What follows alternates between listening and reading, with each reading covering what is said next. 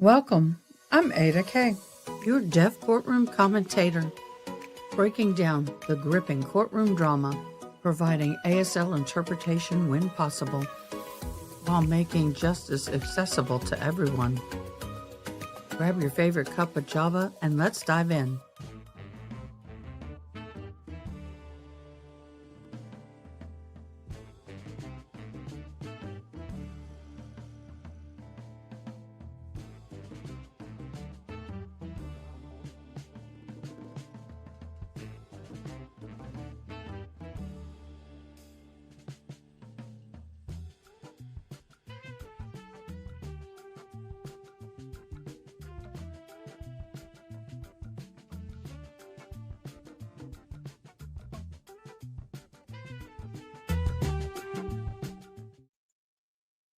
Hello, all my lovely people and friends out there. Welcome, welcome. Good morning, good morning. Wow, we had an awesome day yesterday. That is one of the best lives I think I've ever done when it comes to deep dives and researching. I enjoyed all of y'all so very much. We also had a Sunday night live that was supposed to be for members only, but it had a little glitch, so it became public to everyone, where we just played a lot of trivia. We were guessing whether these crazy laws, like it's illegal, is it legal or illegal in Europe for a woman to pee in a police officer's helmet? I know, y'all. It was crazy. Welcome, welcome to the first in chat, which is Miss Erin. Miss Tinkitude is second in chat. And then we have Angela. Thank you so much for joining. We have June Just Talks and Deborah and Olwan. Thank you. Welcome. I think you are new to our channel. Thank you so much for hopping in. I'm excited because my StreamYard program is making some changes, and I'm actually very excited about it. And they've added a note section. They're doing all kind of crazy things, so I don't have to be bouncing back and forth. It's going to be wonderful. Well, today we're going to be diving into Mackenzie Shirilla. That is one interesting character, to the point that I'm almost disgusted by her and her family. Yeah, I'm really almost disgusted by them. Are y'all hearing me okay? Is everything well? I need a quick sound check from my mods. Is the sound good? Hi, Siba. Hello. Hello, Miss Siba. Long time no see, love. Okay, but when my notes are up, I can't see comments. So give me a second. I think what I need to do is I got to come in here and pop out my comments so I can see the comments. I am so looking forward to this. Now, what I have done, y'all, is I have pop out chats. I have purposefully not listened to a lot of the stuff. We have found them thanks to the assistance of my mods and my research. Yeah, it is disgusting. And what is disgusting is not just her mom, but her parents. She's a product of her environment. And that's one thing I tell people. Children are products of our environment. So, and what they're raised in. So they hold some responsibility in this. But I wanted to go through this a little bit. We're going to go through the court information. I thought there would be trial footage. And Erin, you said that you saw some trial footage at some point. Wonderful, Angela. Thank you. If you actually can find trial footage, not the sentencing and the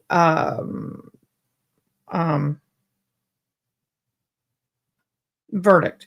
By the way, Miss June Just Talks, can you send me the links to those two? I forgot to grab them. I had them up last night, but when my computer closed down, they weren't there this morning. I need the links for the verdict and the sentencing. You don't know anything about this case, so I'll be seeing this with fresh eyes and not a lot of info. Yeah, same here, bud. Same here. So I don't have a lot of videos that I can show you of actual trial. I From what I understand, the judge did not allow there to be trial coverage. But I could be wrong. I just can't find it. So who do we have on our docket today? It is Mackenzie Shirilla, age 19, old at the time of the incident.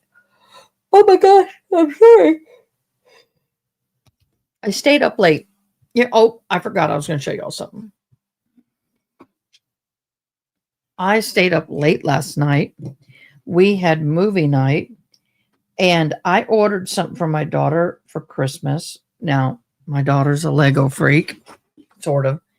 And I ordered these, and I opened the package while I was live doing a movie night on Discord. By the way, we have fabulous movie nights. And I thought I looked at my invoice. I ordered one of 5 different figures, and I got double of them. So I started putting them together last night. I thought I only had one double. I ended up having double of everything. Micro mini Legos. Look at that, y'all. Is that not stinking cute? And then I've got more to do. Look at the snowman. Can you build a snowman? So these are on TikTok Shop. If you have, and I'm not sponsored, but I thought these are great for people who love Legos but don't have the room for them. So they're going to live here for a little bit, along with my goats and pickles that my peeps have sent me. Oh, they are so cute. They are so stinking cute. And oh, you are so awesome. So you're already on the ball, my dear. You are already on the ball. Thank you so much. June Just Talks. Oh, Rico Flores, welcome, welcome. Everybody, welcome. Are we ready to dive in? Let's dive in. We've had a little bit of a chat. Okay, again, Mackenzie Shirilla is 19-year-old at the time of the incident. From Strongville, Ohio. The incident happened July 31st of 2022. Mackenzie drove her Toyota Camry around 100 miles an hour into a building and hit it head on with 2 other passengers, one of which was her boyfriend. Now that relationship was estranged on again, off again. And I think we need to find, I think I'll have, what is this going on about? This is not what what is this?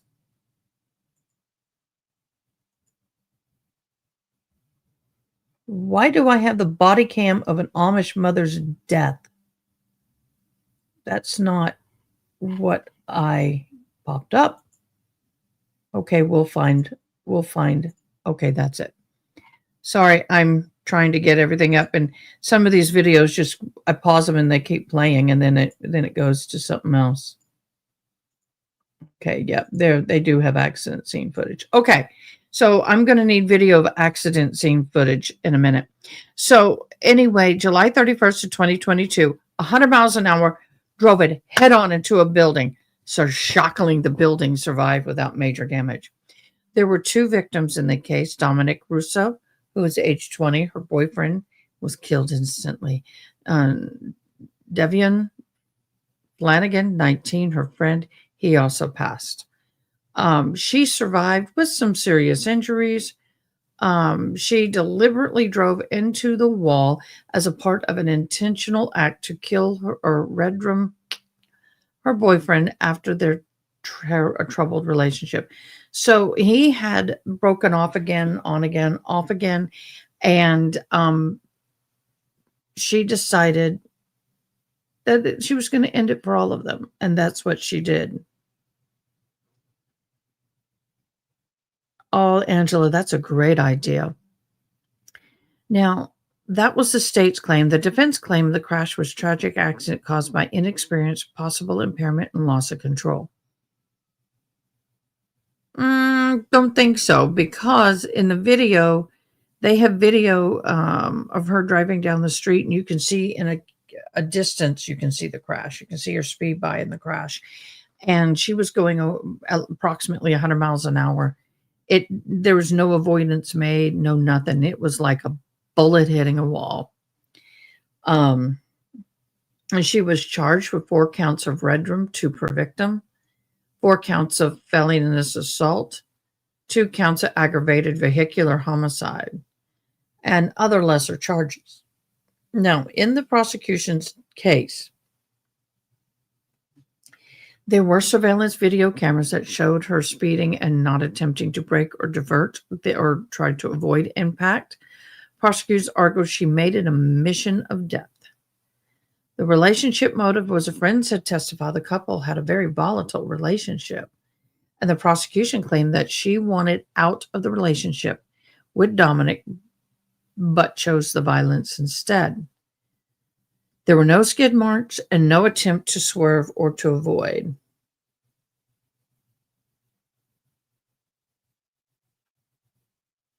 FYI, the car was thrown into neutral and backed into drive twice right before the crash. Seems the boys were trying to stop her. Possibly.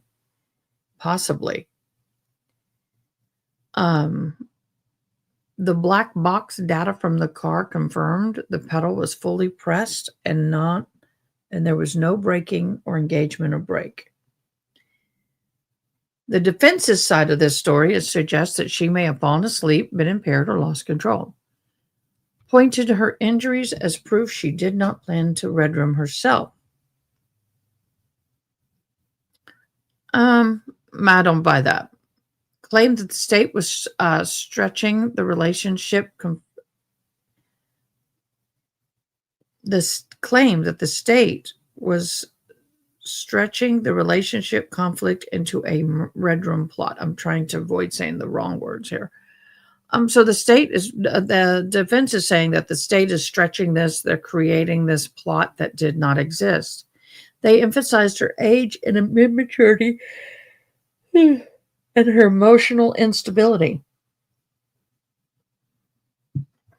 So on August 23, the verdict came down.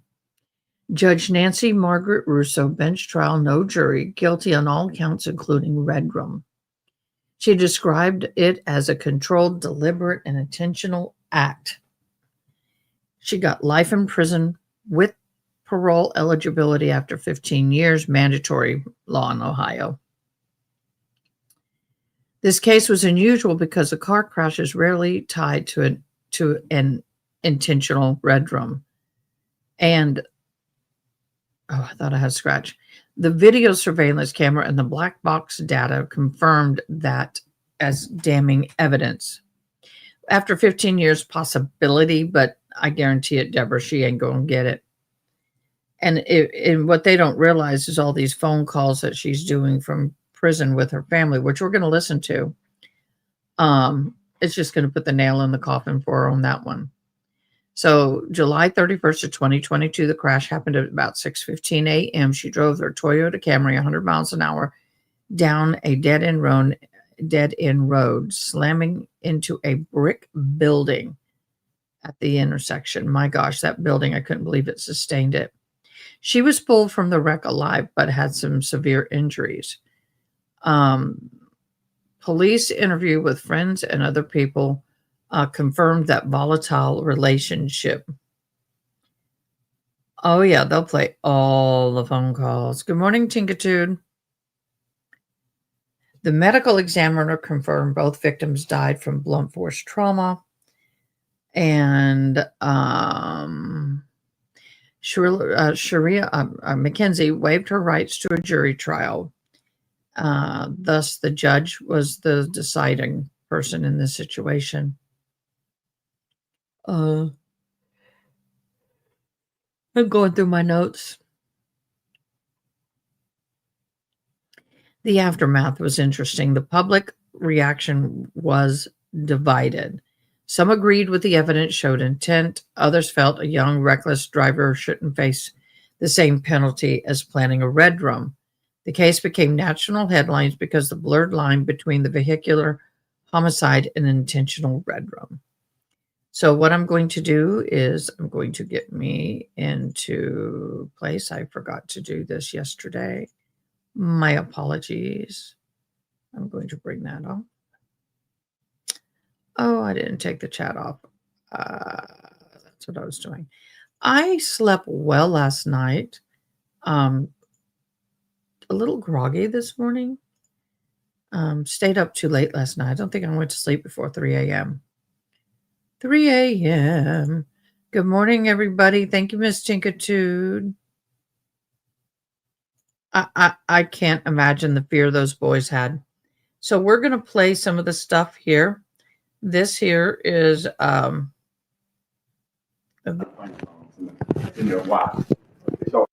think this is a video from in the hospital. I don't know. The sound quality is horrible, so we do have captioning.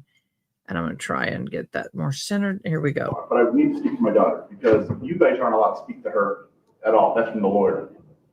He does not want you guys speaking to her.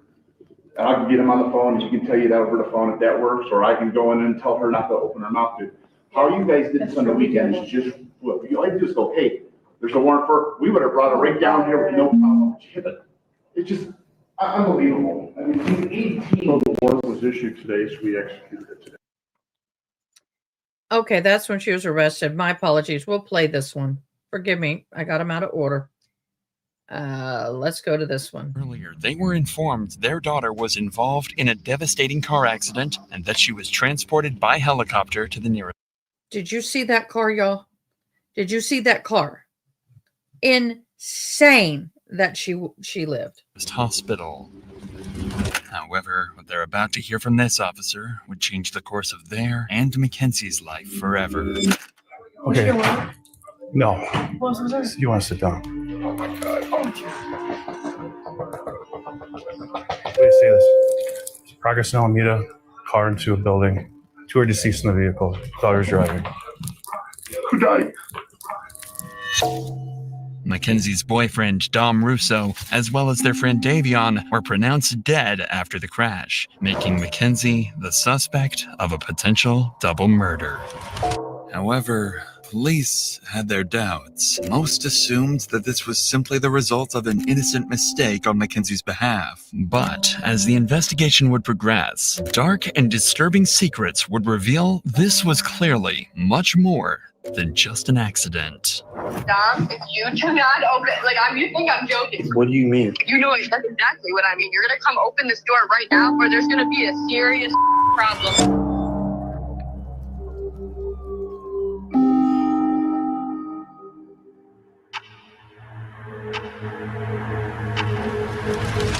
"17-year-old Mackenzie Shirilla, her 20-year-old boyfriend Dominic, and their friend Davion are on their way to a high school party. With Mackenzie's 18th birthday in just 2 days, the group has decided to go out and celebrate. But what seems like a normal night out will in a few hours turn into one of Ohio's most disturbing mysteries. At around 2 a.m., Mackenzie and Dominic are seen smoking at the party. And at one point, Mackenzie reportedly offers the host of the party psychedelic mushrooms. This was unlike Mackenzie, as her friends had never seen her use a substance before, let alone pass them around. At 3:30 a.m., the group leaves the party and drives to another friend's place across town. There, they hang out for a little over an hour watching South Park. By 5 a.m., Mackenzie decided it was time to go home. Strangely, she asked to drive instead of Dominic. This was unusual, but Dominic agreed. Additionally, when Davion asked for a ride, Mackenzie refused to let him in the car. After an argument, Dominic convinced her to take Davion home. All 3 of them would get in the car, sealing their own fate. At the intersection between Pearl and Progress Drive, CCTV spots the car making a turn off course from Davion's house. Instead of driving along Pearl Drive, the car turns onto Progress Drive, a road that ends abruptly with a brick wall. CCTV would spot the car rapidly start accelerating, going from a calm 30 to over 90 miles per hour. In the very last seconds, an intense turn would take place, leading the car to narrowly avoid slamming into a tree, but it would be too late, and the car would speed into the brick wall. The crashed car would remain undiscovered for 45 minutes, until 6:15 a.m. when a passerby on a motorcycle would discover the destroyed vehicle. About 10 minutes later, law enforcement would arrive, and through their body cams, we can witness the horrific discovery they would make.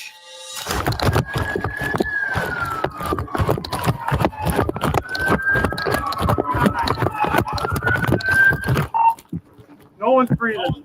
Bust that window out. All right. Oh my God. You can hear my voice. Who's in here? Drivers. Video, bring it in.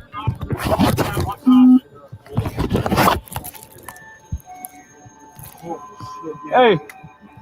This is bad, guys.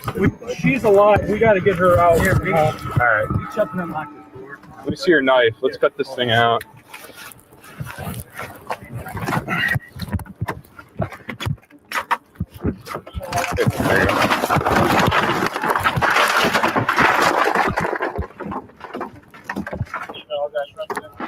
I don't feel anything. I don't feel a pulse. She's breathing. It's her stomach. Her stomach's. Oh yeah, yeah, We got two that are gone. yeah. Okay. Jesus Christ. This is the worst I've ever seen. How old is Dominic Russo? 17? 19? Rest in peace, buddy. Inside the car, officers quickly confirmed 2 victims as deceased, 20-year-old Dominic in the front passenger seat and 19-year-old Davion in the back. But one person has survived, the driver, Mackenzie Shirilla. As medics and firefighters rush to tend to the victims, investigators begin trying to understand how such a devastating crash could have happened. That's when they start uncovering alarming details. It looks like they even went off the road up there. They did. But if you're hitting a building that hard, I just can't believe all the people that work up here that are up here all night long, no one heard. They're in factory type settings. Yeah, well, And it's dark. that's insane though. Once they get her out, I'll go over to this building because I think there's a camera on the front of that building. I don't know if it's working, but I can always ask. As authorities work to save Mackenzie, the man who initially called 911 to report the incident arrives on the scene to give his side of the story. Appreciate you giving us a call. Yeah. Someone in it, obviously. Yeah. So That's a bummer. I didn't want to get stuck, and I'm like, I don't know what's going on. right. No, I appreciate you giving us a call. Absolutely appreciate it. They fucking were hitting it, man. Yeah. I mean, obviously, because I saw that front end. They definitely hit it hard. Was fucking So destroyed. right. All right. Well, what a way to start your Sunday. I guess better than theirs. Huh? Right. I appreciate the call, sir. Thank you. Officers would file the crash as an accident, stating that the driver appeared to have attempted to steer off course but was unable to regain control. Mackenzie was diagnosed with a condition known as POTS, which can cause dizziness and fainting, something officers believe. By the way, I'm going to stop this right here. There are people that truly do have POTS. It is not fun. It is not a pleasant condition to have. But that said, there are many people out there who fake having POTS.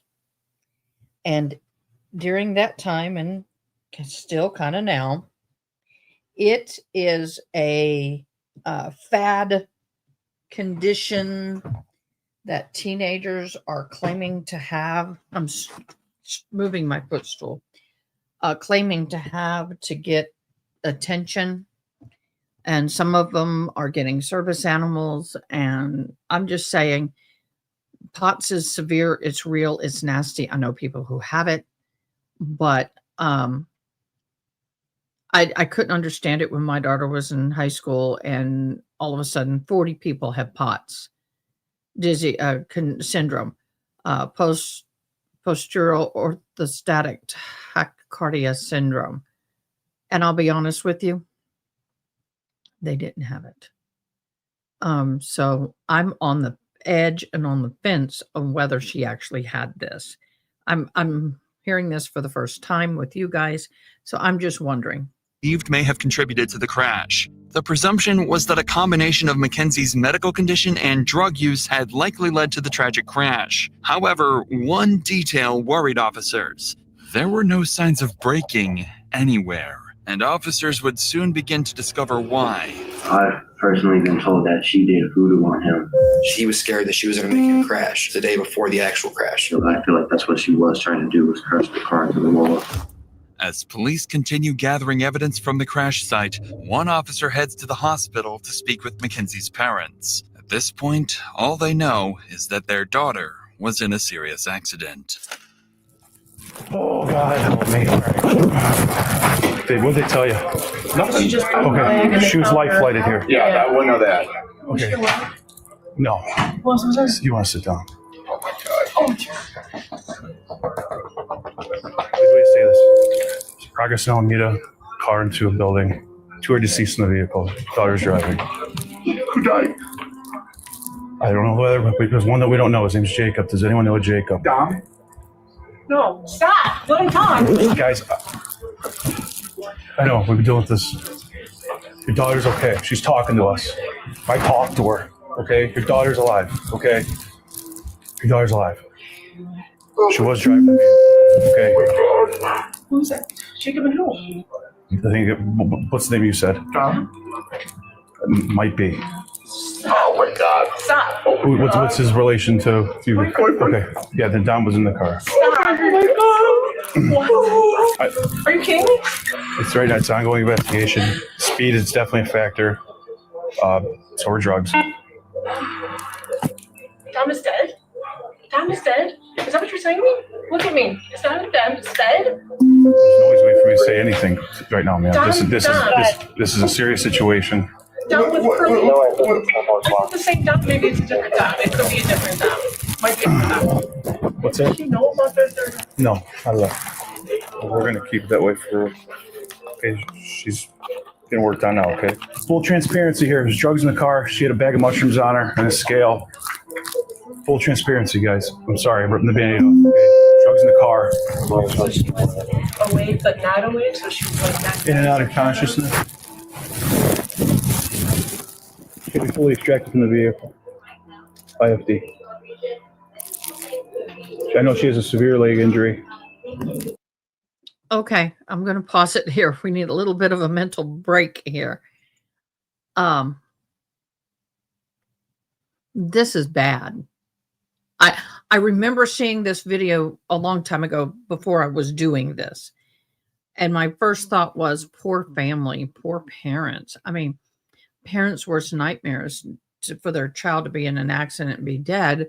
Second worst nightmare would be to be dead, be in an accident, other people be dead, and they're the ones who caused it, and they're on drugs. And, you know, this is a parent's worst nightmare.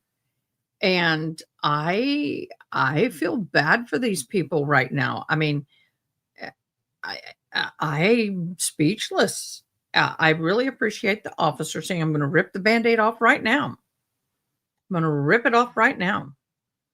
And that here you go. I appreciate that because now the parents know that their daughter is most likely going to be charged and they can handle things appropriately. I think this officer is handling this in the most awesome way. I don't think it's wonderful. I mean, it's horrible, but I think he's doing a good job. Frankie Leroy, there were 2 Junes. Actually, there's a third floating around. Sometimes she hops in chat and our mods. I'm June. That lives in the U.S. June just talks, lives across the pond in England. Yep. And that is, I am so grateful for my mods. By the way, I'm going to give a verbal, I have credit, Dr. Insanity. This is the Mackenzie Shirilla videos. I am one who always believe in giving credit. And now I figured out how to do this. So we're giving credit. Thank you so much, Dr. Insanity, for your work. And I appreciate you so very, very much. Okay, why did that pop up? That was weird. Let me see, get back to my stuff. Yay.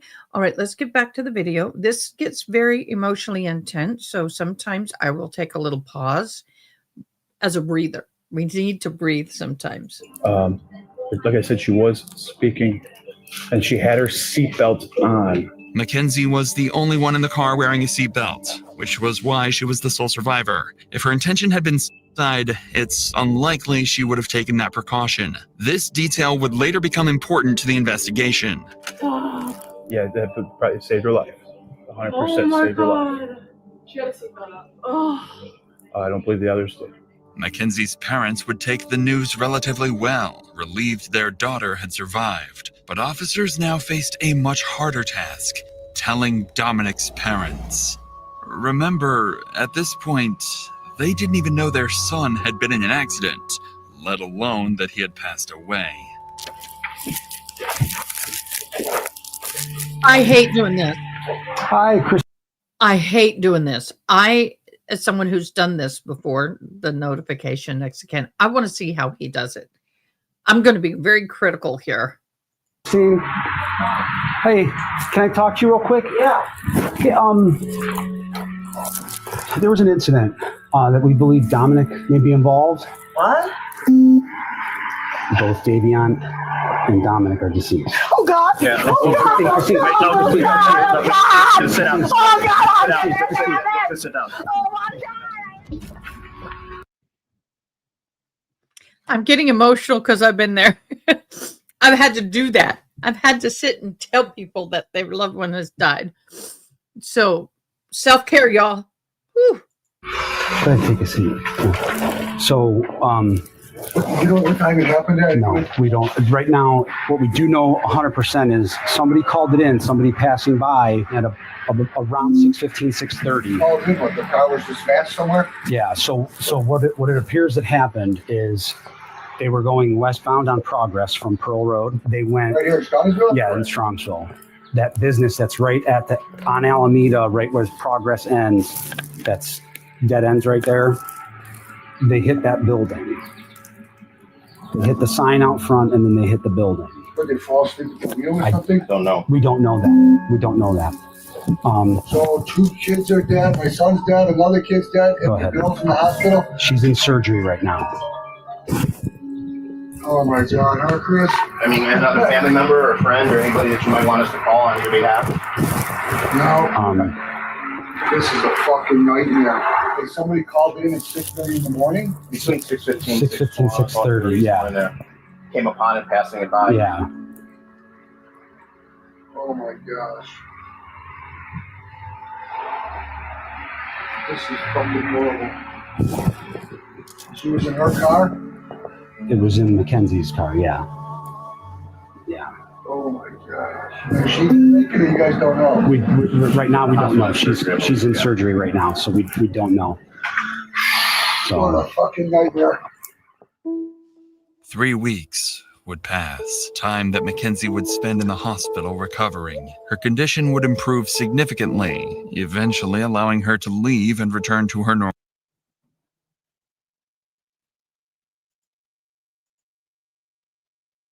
Oh my God. Oh my God, Angela, go. Bye, baby. Oh my God, I am so sorry. I wish you would told me last night. I am so sorry. Now I'm crying. I'm so sorry, baby. Take care of yourself. We'll talk after the show. Life. The community mourned the tragic loss of Dominic and Davion and expressed sympathy for Mackenzie, who had just gone through the trauma of losing both her boyfriend and a close friend. But soon, strange things about Mackenzie would start to surface. In the weeks that followed, it seems Mackenzie thought everyone concluded the crash as a tragic accident and nothing further. Mackenzie would never attend Dominic or Davion's funerals. On social media, she would brag about her drug use, claiming she could, quote, do more drugs than anyone and still live. And then, on October 31st, 2022, Mackenzie would go to her first party since the crash, and her costume for the night would be a detailed corpse with fake blood smeared across her mouth. Mackenzie's parents even went public to defend her outfit, saying she, quote, deserved to have some fun after the accident. There also appeared to be a mysterious source of income. Mackenzie was spending thousands of undocumented dollars on designer clothing, and she wasn't hiding it either, openly bragging about it online. But lucky for Mackenzie, this strange behavior still wasn't enough for police to launch a full investigation.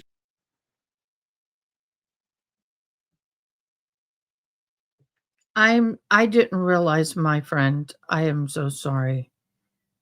Know that we love you. We're here for you. Please step away. I'm asking, if you can't handle and it's triggering, with my blessing, step away. I will contact you afterwards and visit with you. But I am so sorry, baby. I am so sorry. And I'm crying for you. I can't imagine. I've been on the end where I've had to tell mamas like you, but I've never, I just can't wrap my head around it.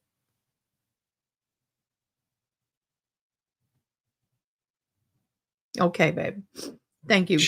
However, that would all change when Dominic's family came to the police with a video taken from Dominic's phone.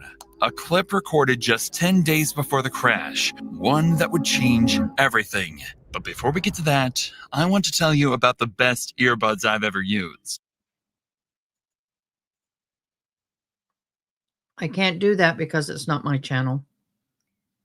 Oh,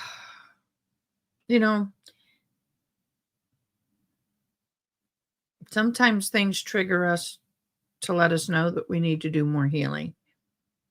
And it's hard. I've been through some bad things, and sometimes I get triggered, and I choose to press in and find where that healing needs to happen, and I take care of it so I can walk further in my healing process. It's not easy. Never goes away. It's always back there.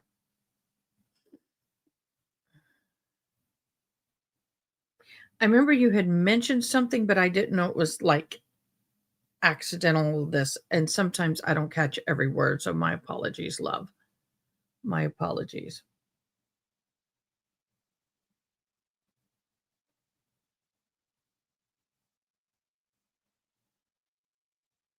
At this point, officers already had a growing list of suspicions about Mackenzie, but it would be one video submitted by Dominic's parents and filmed by Dominic himself just 10 days before the crash that would turn the entire case on its head.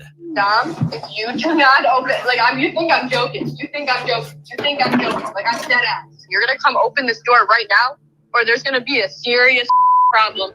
This was a short snippet from a 15-minute video where Mackenzie clearly and continuously threatens Dominic. But this wasn't all. Dominic's family would show even more disturbing material, including text messages confirming she had threatened to kill Dominic.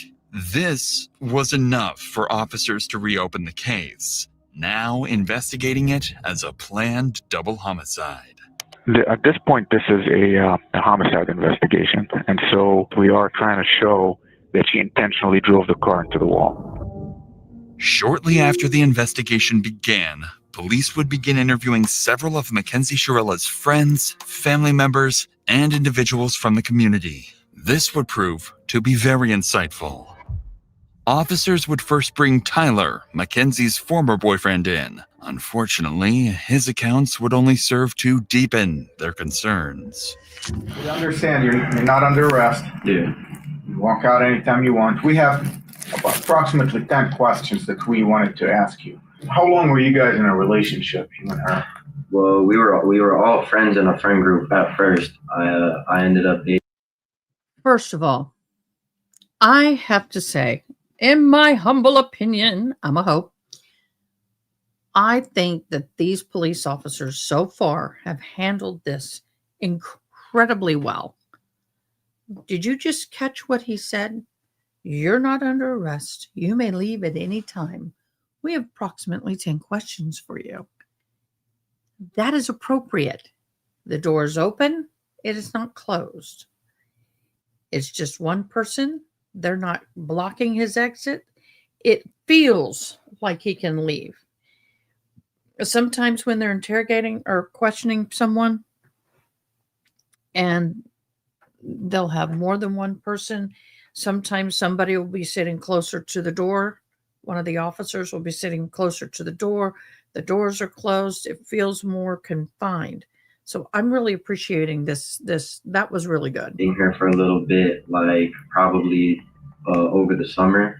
I was only dating her for probably like a month and a half or like 2 months. And then me and Dom found out that she was cheating on us basically, but it wasn't like anything official, so it wasn't no hard feelings like with whatever happened. I just kind of was like, after me and Dom found out about that, we didn't have no problems with each other or nothing, but like they were on and off, and I kept on talking to her still while they were on and off because we were all still in the friend group and stuff. So, and then we kind of just like stopped being intimate, you know what I'm saying? We were just friends. So describe the relationship. What was it? What was she like as your girlfriend? Like, I didn't really have much with her relationship wise because we didn't date that long, but like friend wise, like she was crazy. Like she like mentally just not all there. I mean, yeah, I don't think she's just mentally all there. Like I personally feel like she was trying to kill herself in that crash, and she failed on doing so. Why did Dom put up with this? Do you know? I've personally been told that she did voodoo on him. She has told people that she's put a spell on him so that he couldn't break up with her, that she had like grabbed a piece of his hair, and that she had a doll in her room for Dom, and that she had literally put a spell on him, is what she would tell everyone. And like she truly. Who? Okay, I know people think voodoo is real. I know that people think that demonic is real. Some people don't think it's real. It's whatever your belief system. That's fine with me. But we don't play with witchcraft, voodoo. She sounds sick. Believed in that kind of stuff. Hello, Janie77. Thank you for joining. She also uses the pendulum, I know, to try to get answers. She tries to use it now to talk to Dom. Do you think Mackenzie has it in her to drive a car into a wall? I mean, if you guys speculate that she did it on purpose, do you think she has it in her? I feel like if she thinks that she can just drive the car into the wall and not feel nothing, you know, like I feel like the only reason she survived is because of how small she is. Like, I feel like she got insanely lucky, but at the same time, not lucky to have survived that because it's like she killed 2 people. If that was what she was trying to do, but it's like I feel like that's what she was trying to do, was crush the car into the wall. By now, a far darker picture of Mackenzie's actions was beginning to take place. This is when 2 friends who had attended the party would come forward to police, claiming they had evidence that, in their view, proved the crash was no accident at all. I just want to show you. Oh, no, explain it. So this is when they were going down Progress Drive, and then you know how there was like... Boo, this is why I don't let people track me unless I'm really like my children. Just saying. Tire tracks before it, like on that side grass. So that's the sign. That's when it hits the sign. And then that's where she curved exactly right on. Gotcha. Missed those 2 rocks and went right into the sign, the side of it. She went right into that wall. Right. No, so you can see like the hard braking was right at the wall, and then her high speed was after the hard braking. Was 90 miles per hour. It looks like the person in the front seat tried to turn the wheel because of the fact they were going to go straight into a wall. And it doesn't say she heart broke once. It was 90 miles per hour down that whole road. And I also think because of Kenzie's and Dominic's history that they were fighting, I think Davion went on his phone to distract himself from the fighting. Although they were on drugs, they can also still be fighting with being on drugs. While the statements were deeply concerning, investigators still didn't have enough concrete evidence to determine Mackenzie's intent. Without a documented pattern of behavior, it was still possible the crash had been a drug-induced accident. But that changed during an interview with Dominic's brother, who provided detectives with crucial information about Dominic and Mackenzie's turbulent relationship. The following video includes talk of self-harm. Viewer discretion is advised. You mentioned that anytime Dom would kind of want to break up with her, she kind of would go crazy. Describe crazy, like what kind of crazy? Like, there is times where she called Dom and said, if you break up with me, I'm going to, word for word. There was an instance literally a couple days before the crash that she was hitting him on the highway while driving, and he had to pull his car over on the side of the highway, not in a very safe parking spot either, and have somebody else come pick them up and drive the car home because he was scared that she was going to make him crash. And that was just prior to the day before the actual crash. Apparently, just days before the crash, Mackenzie had threatened Dominic's life, saying she would crash the car they were in. Dominic's brother continued the interview by giving officers a compelling motive for why the crash may have been intentional. You're going 94 miles an hour. You don't have a very fast car to begin with. You were stomping that gas pretty much that whole entire time. There's no brake marks on the street at all. Even before the hit, you would think that some type of instinct would kick in and slam on the brakes. But to my knowledge, she went straight into it. Off of what I know and off my assumptions, Dom tried to break up with her multiple times, even in July. They kept not working out, whatever. They kept making back up. Mackenzie's known to be the kind of person that she's let us know she will never let go of Dom. And if she has to let go of Dom, she will not go on living herself. She's pretty much let that be known. Mackenzie's actions after the crash were also of concern to police. On August 6th, only a week after the incident, police would be called to Mackenzie's house by her father. There, he would make concerning statements.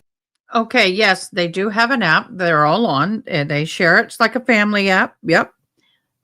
We use 360 as well, but also I have Find My Friends or whatever on my iPhone. Depending on who you are, also, yeah, and I thank God for that. This case may never have been brought to justice. While there is no footage of the incident, the officer that was called out would retell the strange incident in an interview. Sarge, I want to ask you first about August 6th. If you recall, that's the day you guys were dispatched to Mackenzie Shirilla's room. Can you tell me about that day? So we were dispatched up to the room for a disturbance. Once we arrived up on the room, she was upset with her dad. We asked the dad to step out and we're trying to calm him down. And he's like, you guys probably know who I am. At one point in the conversation, he's like, I feel like my daughter needs a psych evaluation. And he's like, because she's not, thinking clearly and word for word what he said. I don't recall every word that he said. He was pretty hysterical. He was pretty upset. She was upset with her dad because she wanted to leave to go to the funerals. During this interaction, it became clear that Mackenzie was deeply upset with her father. Despite creating a shrine for Dominic, regularly posting on his Facebook memorial page, and wearing his clothes, her father hadn't allowed her to attend Dominic's funeral. It appeared that Mackenzie was truly mourning his death. But around this time, police managed to gain access to her phone. What they uncovered didn't just explain her mysterious source of income, it also hinted at something far more disturbing. After decrypting Mackenzie's phone, investigators discovered several photos of her posing with large sums of cash, despite having no documented job or known source of legitimate income. They also found fake IDs, seemingly intended to help her pass as an adult. But most concerning was a Snapchat conversation dated July 22nd, 2022, in which Mackenzie quoted $1,000 for pictures and $2,500 for an in-person meeting to do, quote, anything you want. Taken together, She was hoeing it out?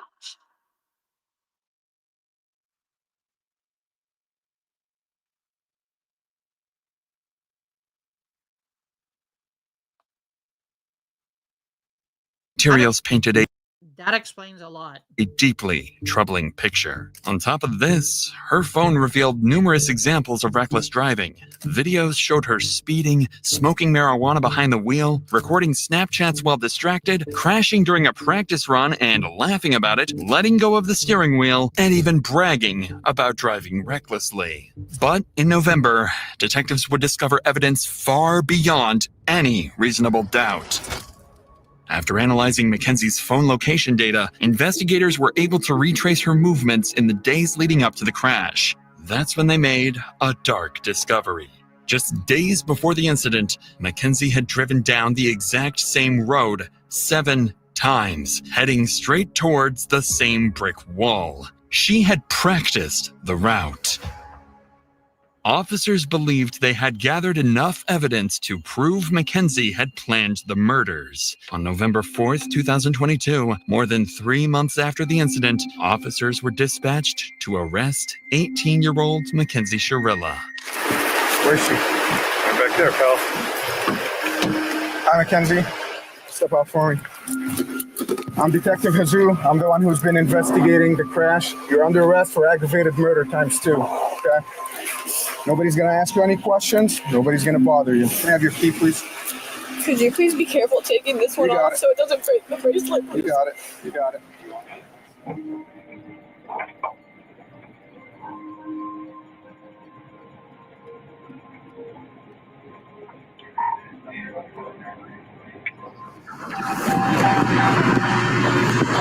Recording. Mounted. Wi-Fi connected.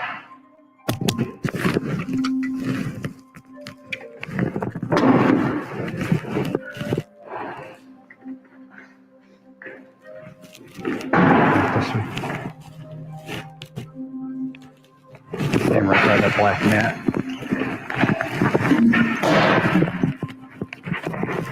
What's your first name? Okay, Mackenzie, I want to take your handcuffs off. I need like all the jewelry and everything from off, okay? I can't wear any of it. No, I need you to take it off while you're in jail right now. Mackenzie's parents would soon find out about her arrest and immediately drive to the police station and desperately confront the police. But it would all be too late. Here's something I want to talk about before we go any further. When she committed this crime, she was 17. She is now 18. The father is going to try to boss him around and tell him what they can and can't do with his daughter, including you can't speak to her without her attorney, yada, yada, yada. Guess what, boo? The only one who can invoke that is his daughter. Now, he may contact an attorney and hire an attorney. The attorney can show up and demand to speak with her and then invoke that right. Okay, that's all fine and good. But watch the way he behaves with his officer. She's an adult now. Doesn't matter that she committed the crime at 17. They're handling her as an adult. And a lot of times, crimes that you commit at the age of 17 can and will be charged and punished as an adult. So this ought to be fun. I need to speak to my daughter because you guys aren't allowed to speak to her at all. That's from the lawyer. How you guys did this on the weekend is just, look, all you do is go, hey, there's a warrant for, we would have brought her right down here with no problem. Unbelievable. I mean, he's 18. So the warrant was issued today, so we Well, you could have made a phone call, couldn't you? You had your creeper out in front of my yard watching. So, she can't take any, she's an adult, she can't take any phone calls right now. Okay, well, I still need to speak to my daughter, so she understands whatever. Not saying anything to you guys. I mean, if he had to roll out the whole mask to pick up an 18-year-old girl who can hardly walk out of a hospital visit, it's just beyond me. So we follow the law, and that's what we're doing today. Then am I gonna be able to have a 2-minute conversation with her? You cannot talk to her about this. Why doesn't she get a phone call? If you arrest her, why don't she get a phone call? She was just brought in. They're going to process her. As soon as they get the time for her to make a phone call, she will be able to make a phone call. She's a lawyer. She does have a lawyer. She is 18 years old and she could speak that. Yeah, but she's a dumb 18-year-old that just turned 18. Well, And these guys are gonna take advantage of it. She's not allowed to speak to you guys. I'm listen, telling you that. her from attorney lawyer. can call us. Don't ask her any questions. She's not allowed to speak. Her parents don't want Mackenzie. Okay, that officer is correct. He is correct. She is an adult. You have no rights here. You're lucky we're even standing here telling you what we're telling you. By all legal rights, we don't have to tell you boo. We don't even have to talk to you. We're doing you a courtesy. Now leave the building. To talk and demand a lawyer is present. Mackenzie is going to need that lawyer, as she's going to have to face the consequences of her actions in a court of law. She's tried as an adult and decides not to be tried by jury, leaving her fate to a judge. Despite the defense's claims that she lost consciousness, the evidence against her proves this claim was a lie, and the prosecution believes she crashed the car as an easy way out of the relationship. The judge agreed, and on August 14th, 2023, Mackenzie's fate was finally sealed. This is the type of evidence you can never unsee. You can never forget the visual or audio of this exhibit. It is chilling and tragic. As you review that exhibit, you know that you are watching the oncoming deaths of two people, and there's nothing that will stop it. Exhibit 802 crystallizes the deadly decision-making of the defendant. She morphs from a responsible driver to literal hell on wheels as she makes her way down the street. The mission was death. Mackenzie alone decided to push the pedal to the floor and demand the ultimate speed of that vehicle to 90 to 100 miles per hour. Mackenzie decided death was the ultimate goal that day, and she alone made that decision for Dominic and Davion, and she continuously acted in a manner to achieve her purpose. In the early morning hours of July 31st, 2022, her purpose was to kill Dominic Russo and Davion Flanagan. Her actions were controlled, methodical, deliberate, intentional, and purposeful. This was not reckless driving. This was murder. On August 14th, Mackenzie was found guilty on 4 counts of murder, 4 counts of felonious assault, 2 counts of aggravated vehicular homicide, 1 count of drug possession, and 1 count of possessing criminal tools. She's facing 15 years to life and is currently being held in the Ohio Reformatory for Women. Her first opportunity for parole will come in October of 2037. Wow. You're Brandon. Rachel. Jeremy. This is 21-year-old Brandon Reisner, standing alongside his 2 parents. For the last 6 hours, Brandon has been on the run from police after brutally killing... Wait. No. There we go. What'd they tell you? Nothing. Okay, she was life flighted here. Yeah. This is Natalie and John Shirilla, the parents of Mackenzie Shirilla. Just hours earlier, they were informed their daughter was involved in a devastating car accident and that she was transported by helicopter to the nearest hospital. However, what they're about to hear from this officer would change the course of their and Mackenzie's life forever. Okay. No. What was this? You want to sit down? Oh my God. Oh, Please say this. Progress in Alameda, car into a building. 2 are deceased in the vehicle. Daughter's driving. Who died? Mackenzie's boyfriend, Dom Russo, as well as their friend Davion, were pronounced dead after the Sorry, trying to get that set for crash, making Mackenzie the suspect of a potential double murder. However, police had their doubts. Most assumed that this was simply the result of an innocent mistake on Mackenzie's behalf. But as the investigation would progress, dark and disturbing secrets would reveal this was clearly much more than just an accident. Dom, if you do not open, you think I'm. We just saw this, didn't we? Yeah. Why is it replaying? That's not what I'm looking for. Okay, I want to shockingly show y'all this next section. In researching for this, I came across this. This here is the YouTube page Mackenzie Shirilla. Her actual YouTube page. I'm going to enlarge this a little bit so y'all can see it. This is her most recent disciplinary reports, or some of them. She has a lot of being out of place. Possession of contraband, including altered. So she's like a toothbrush you shave down into a shiv, something like that. Stealing, embezzling of property. 1019. My contact moved. possession of controlled, including altered, possession of property of another incarcerated person. 1111, in any violation of rules, so she violated a rule. Possession of contraband, including altered. So she's getting something. Could be a sheet that she ripped up and altered, but she's doing something. On November 13th of 24, disturbance of a direct order, distribution, altering, or misuse of property. Being out of place, November 16th, 30th, December 10th, disturbance of a direct order. That's probably being loud, obnoxious, causing an argument, and not following the orders. Being out of place, not being out of bounds, being where she should not have been.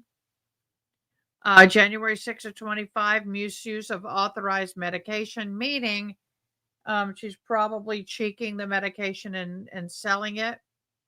Possession of contraband, including altered. Violation of visitation, including video visits. So, and a lot of these video visits, you can only have the person you're calling. You can't have someone come in the screen. It's like a three-way call. You can't do those. That kind of stuff. Possession of contraband, including altered, on May 30th. Disturbance of a direct order. Sexual harassment. So now she's escalated to actual harassing. Possession of contraband, including altered. Oh my gosh, thank you so much. This is the disability reports. Yep. Yep. Oh my God, thank you so much. You are a blessing. Thank you, thank you, thank you. Being out of place again, encouraging or creating a disturbance, any violation of rules. Being out of place and consensual. Oh, so she's now a jailhouse lesbian.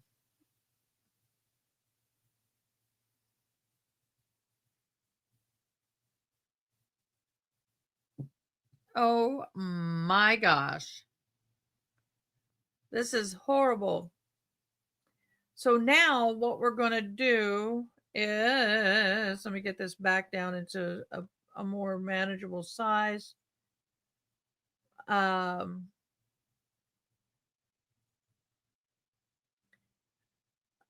going to go to News 3.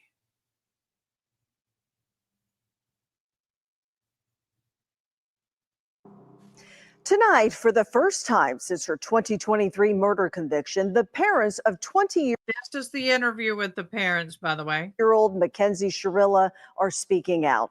Shirilla was 17 when she crashed her car, killing her boyfriend and their friend. In a 3 News Investigates exclusive, her parents insist it was an accident and not murder. They're now sharing details of Mackenzie's life in prison and fighting to clear her name, even as prosecutors stand by the evidence that put her behind bars. Oh my God. In July 2022, a day that brought a mix of pain, I struggled with this because relief, and guilt. Because how can I feel bad that these 2 boys died and feel grief with these families and then be absolutely overjoyed that my kid is alive? It's been almost 3 years since the deadly crash in Strongsville that killed Mackenzie Shirilla's boyfriend, Dominic Russo, and their friend, Davion Flanagan. Now, Shirilla's parents are speaking out, insisting that the justice system got it wrong. Show me one piece of evidence, one, that says she did this on purpose. Show it to me. Here it is. That's it. Then she's right where she belongs and she's guilty of it. But there isn't any. Prosecutors argued that she intentionally drove into a building without ever hitting the brakes, with black box data showing the car sped up to 100 miles an hour. They also argued that 2 weeks before the crash, Shirilla allegedly threatened to crash her car during an argument with Russo. The court cited it as proof of premeditation. And she said, Dominic, I'm going to crash crash this car. But her parents maintain there's another explanation. A new legal team now arguing medical evidence the first trial missed, with a UH neurologist concluding that Shirilla suffered a medical episode at the time of the crash and a loss of consciousness, something prosecutors called speculative. Shirilla's latest court filing also includes text messages they claim flipped the narrative over who was threatening whom in the weeks before the crash, with texts from Russo purportedly saying, "I'm sorry." There's no evidence what was going on in that car other than the information they gleaned from the black box information. This was not reckless driving. This was murder. In the 2023 bench trial, the judge found Shirilla guilty of murder and sentenced her to 15 years to life. And these poor families think she did it intentionally, and she didn't. And and they don't know. There's information they didn't see. There's information they didn't have. There's information we didn't see or have. Should she be in prison for murder? No, absolutely not. Should she be in prison for aggravated vehicular homicide? I don't even know about that I don't know about the aggravated part, because I don't think you can still say why was going on the car. Should she have been charged with reckless vehicular homicide, 2 counts? Absolutely. Not if it was medical. Today, Mackenzie Shirilla is now in an Ohio women's prison in Marysville, where her mom says they chat every day, whether by text from a tablet or by phone. She does a lot of painting. She paints. What kind of hopes, what kind of expectations do you have for Mackenzie's future? That the truth will set her free. That's what I need to have happen. The truth, that there was no intent, that part, the truth will set her free. The Ohio Supreme Court has already rejected her appeal of the verdict, and earlier this month, the lower court rejected Shirilla's petition for a new trial, which is now under appeal.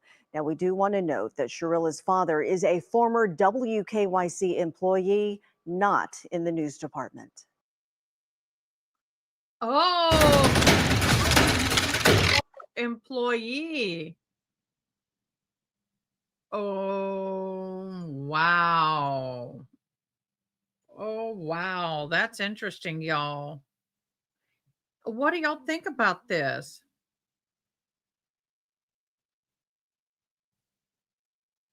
Yes, thank you so much, Aaron E. Thank you, thank you.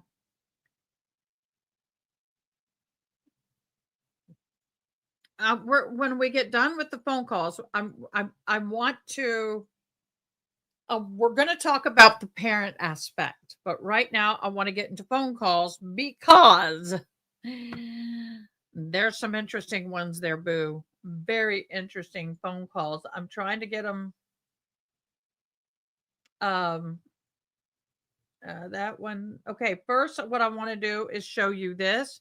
This is Mackenzie Shirilla and Dom Russell breaking into a church before the crash. So this is a church that they broke into before the crash. So let me play it. Uh-oh, didn't mean to do that.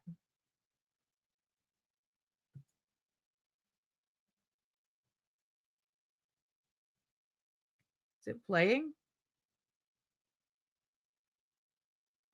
Okay, there we go.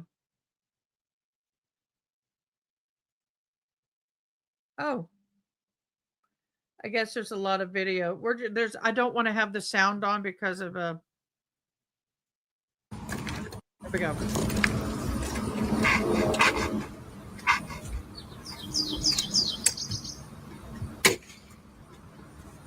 It hit any harder than that? Oh, what a ditz.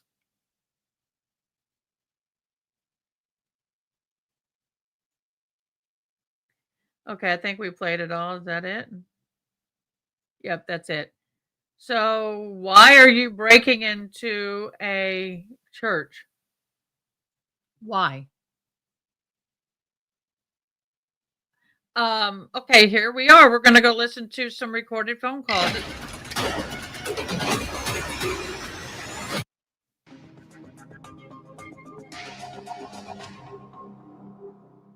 Tonight, for the first time since relief and guilt.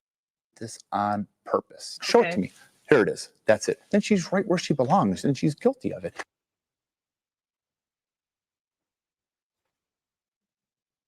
There we go.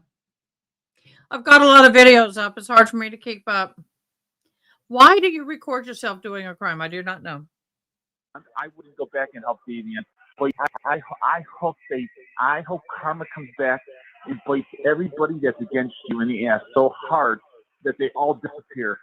That's all I said. And if I had a magic wand, I wouldn't go back and help Davian first. I'd make everybody else disappear. I'd click my fingers and everybody would disappear. That's what I would do. That's how angry I am. They screwed you so bad.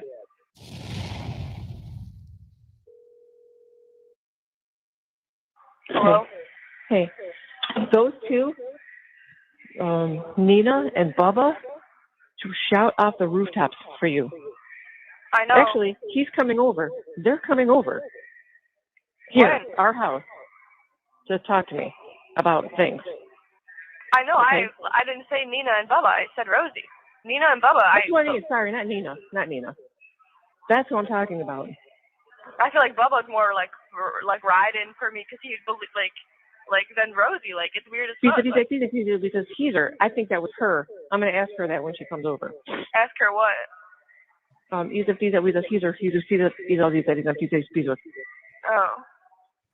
Okay, that's who I think. Me too.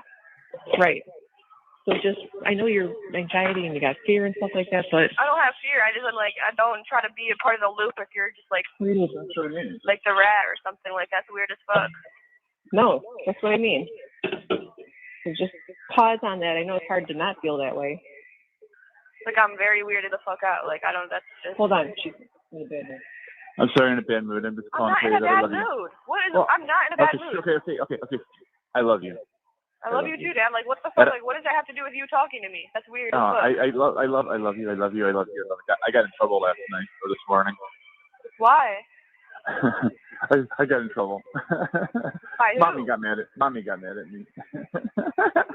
For what? So that must mean in like 2 weeks we're gonna get in a car accident and I'm gonna be charged with murder and felonious assault and stuff, because in Strongsville if you speed it's it's something bad. Anyways, I love you very much. I'm angry for you, baby. I'm just letting you know I'm angry. Every waking second that I'm thinking is about you.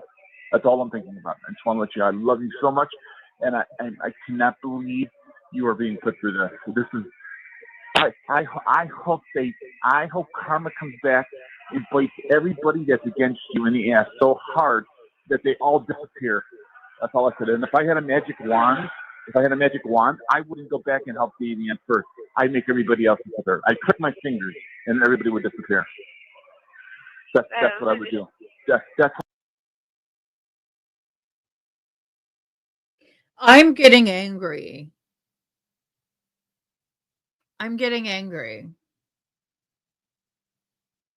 No matter how much I love my child, if they do what this girl did,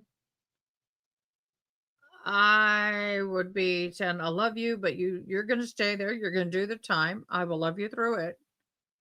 But you need to make amends. You need to pay for your decision. You are responsible. Let's deal with your drug abuse. We got to get you healthy and whole.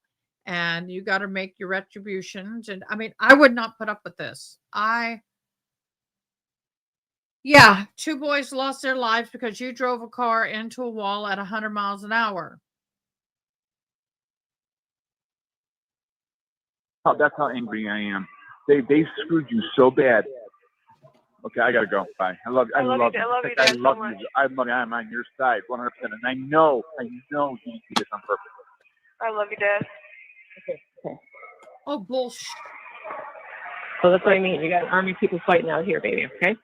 You can't talk on the phone. Yes, I'm on my period here, and then I just feel gross as fuck. But I need to tell you though, Rosie and Bubba and your friends, I started a whole big Kenzie group chat. We are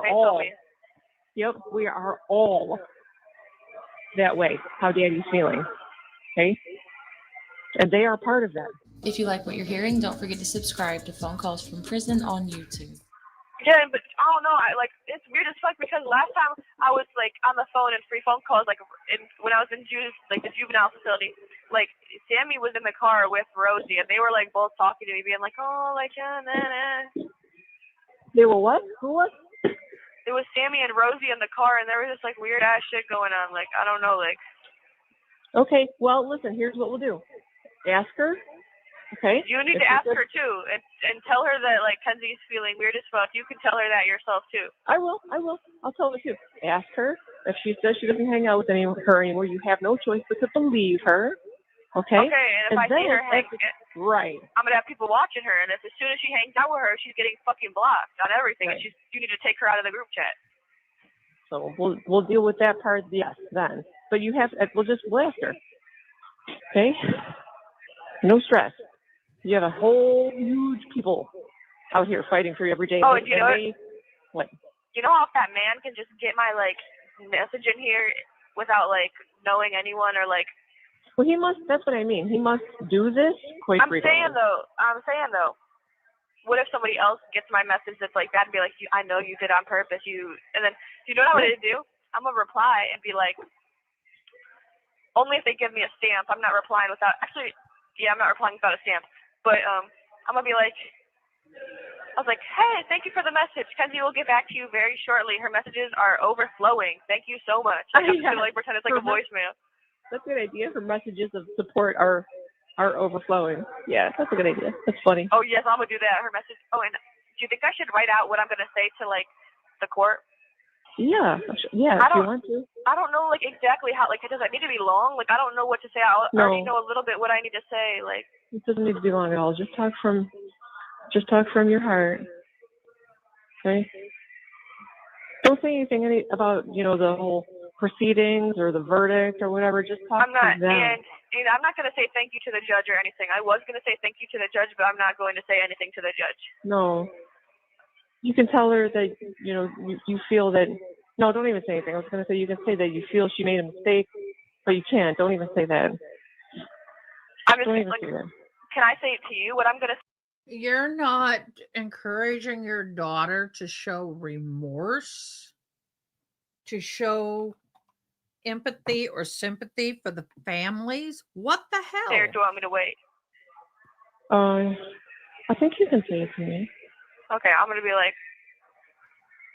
I don't know if I should be like, I'm gonna be like, well, first I'm going to start with the families of Davion and Dom. I just wanted to deeply apologize and say I'll forever be sorry, and I hope that one day you guys can see that I never meant to do this on purpose. It was just a car accident. I want to tell you I'm sorry forever. If I could take your grief away, just a car accident. I would take it away in a heartbeat. I am so sorry. Yeah. And then I don't know what else I would say. Yeah, just like that. It doesn't even have to be long, Pumpkin. I don't even know what I'm gonna say.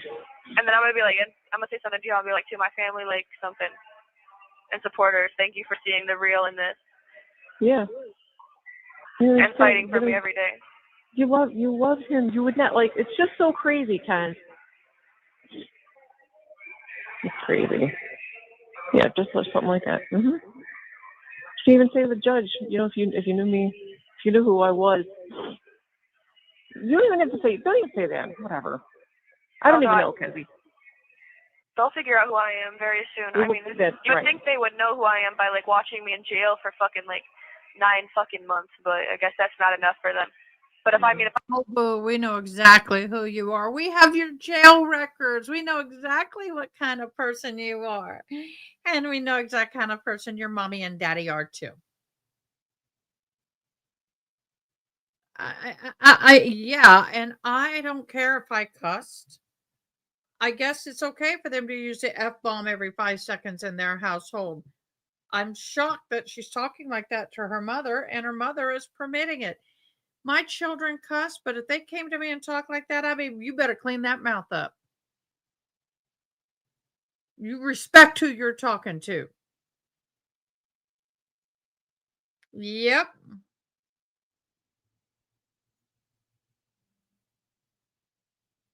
True.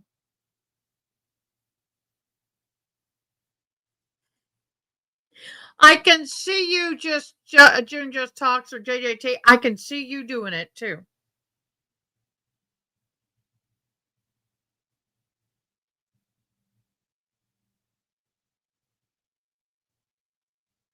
That's what I want to find. I think I think we have it. I wanted to listen to these calls first. I can make a decision in like 19 seconds, like they say. That I don't understand how like they can't figure out who I am, but in all this time, that just doesn't make any sense.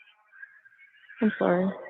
What's been going on like people like I don't know, like has people just been like posting about me still, or is that died down again? It's died down.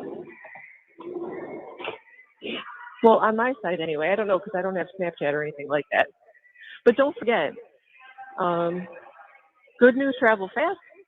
Bad news travels faster, and people latch on to toxic and anger and rage more than people trying to support somebody in a situation. So sometimes there's no sense in arguing with people on the internet because they're loud and I'm so evil. weirded out still though, like just by Sammy, like that shit just weirded me the fuck out. Like, how are you gonna like try to be cool with me and like talk to me on the phone, ask me if I'm okay and shit? Who's Sammy? Yes. And she was just in the car smoking weed with Rosie. So like, what's up? Because like she's a follower, huh? she probably just wanted like to fucking like scene and like get like a free blunt or something. Right, but that's like, what I mean. what That's if they what I got in a car accident? Would one of them be charged with murder? Like, I'm confused. Right. Like, we're gonna watch that. I know. Sammy's a follower. She's just doing it because that's the news. That's all. Rosie is strong. Sammy's not. And I don't want to go in the courtroom if Houston is in the courtroom. I don't feel safe with him anywhere near me. I feel like he's going to attack me. And he I should. don't know if there's anything you can do about that. Well, I'm going to refuse to go into the courtroom then. You can't. Don't even look over there. I don't, but I knew I felt some weird shit last time. Like, I knew I could tell, like, some weird shit. And then he's, like, hugging Miss Russo. Like, she's probably the one that told him to, like, come harass me at the grave and, like, follow me that day. Like, that's weird as fuck. Like, yep. Wait, what did she just say? shit. And then he's, like, hugging Miss Russo. Like, she's probably the one that told him to, like, come harass me at the grave and, like, follow me that day. Like, that's weird as fuck. Like, yep. Honey, this isn't over. Okay. like, I hope, and like, Oh, what's yeah, it the is point of like going through my phone all that time and finding literally like all the instances? Kenzie, stop talking right now. Okay. I'm saying though, but like, I know. Don't talk like that. nothing was even shown. Nothing was even shown. Like, why? Please stop. Yeah, we need a different lawyer. Like, I don't give a fuck. Like, that was I'm so weirded out by him too. Like, I just don't. So just chill. Just wait. I know. Hold on, Diamond. What time do we get our Mom's comms telling her from? to stop because the phone calls are recorded. And Like later in the afternoon? Yes. All right. What time? It's coming like kind of like on the earlier side, like 8 to like 1. Oh, there you go. Good. I just want to get moving around too. That's where I'm at. Yeah, I'm about to eat good tomorrow. Yay! Oh. Yeah. I don't know. Rosie just needs to talk to me though, cause like she needs to tell me what's up, like, or I'm going to block her. I'll ask her to call you. Is it working on that? Is she not have a grasp of where she is? She's acting like it's a freaking party.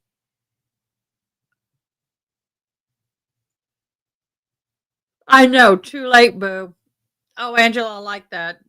You should have quit talking way before too late, boo. Oh, I would have been knocked into next Tuesday. Yes, that's what I just tried to do again. Here, you try it.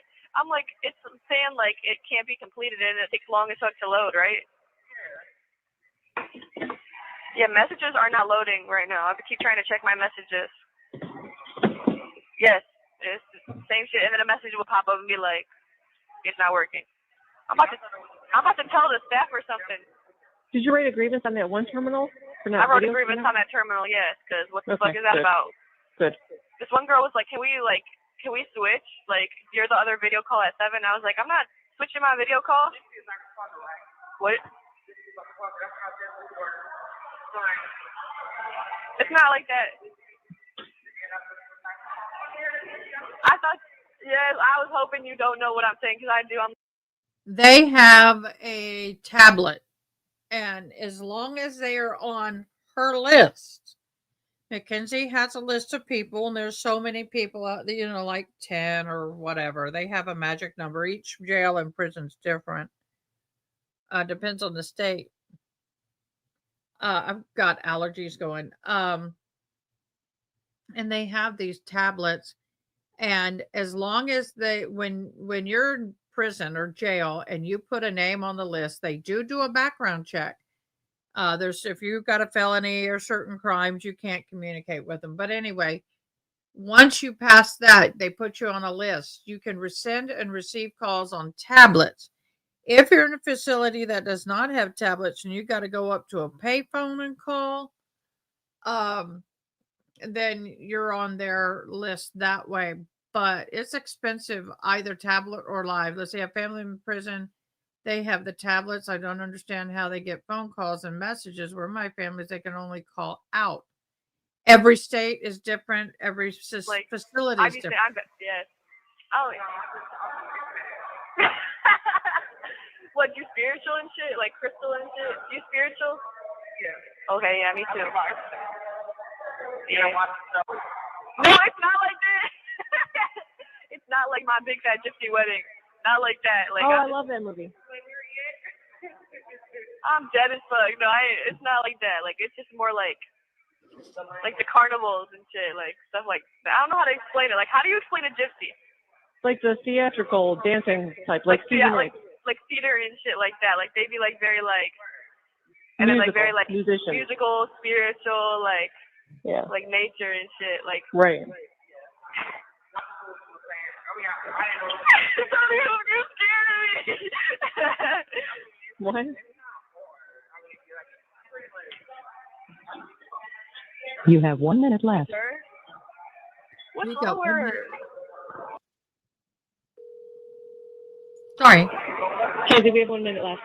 We have 1 minute left. Hold up. I'm gonna call you back. Yeah, I heard her last night. I was like, shut up. Like, I was about to yell at her, but I don't want her to fuck me up. So, yes. All right, Mom. I'm calling you back after this call. That's fine. Then I got to work at 8. We'll be yelling. What'd you say? One more call, and then I have to work. All right, I'm gonna call you one more time. Y'all. Yeah, this is jail, not a frat house.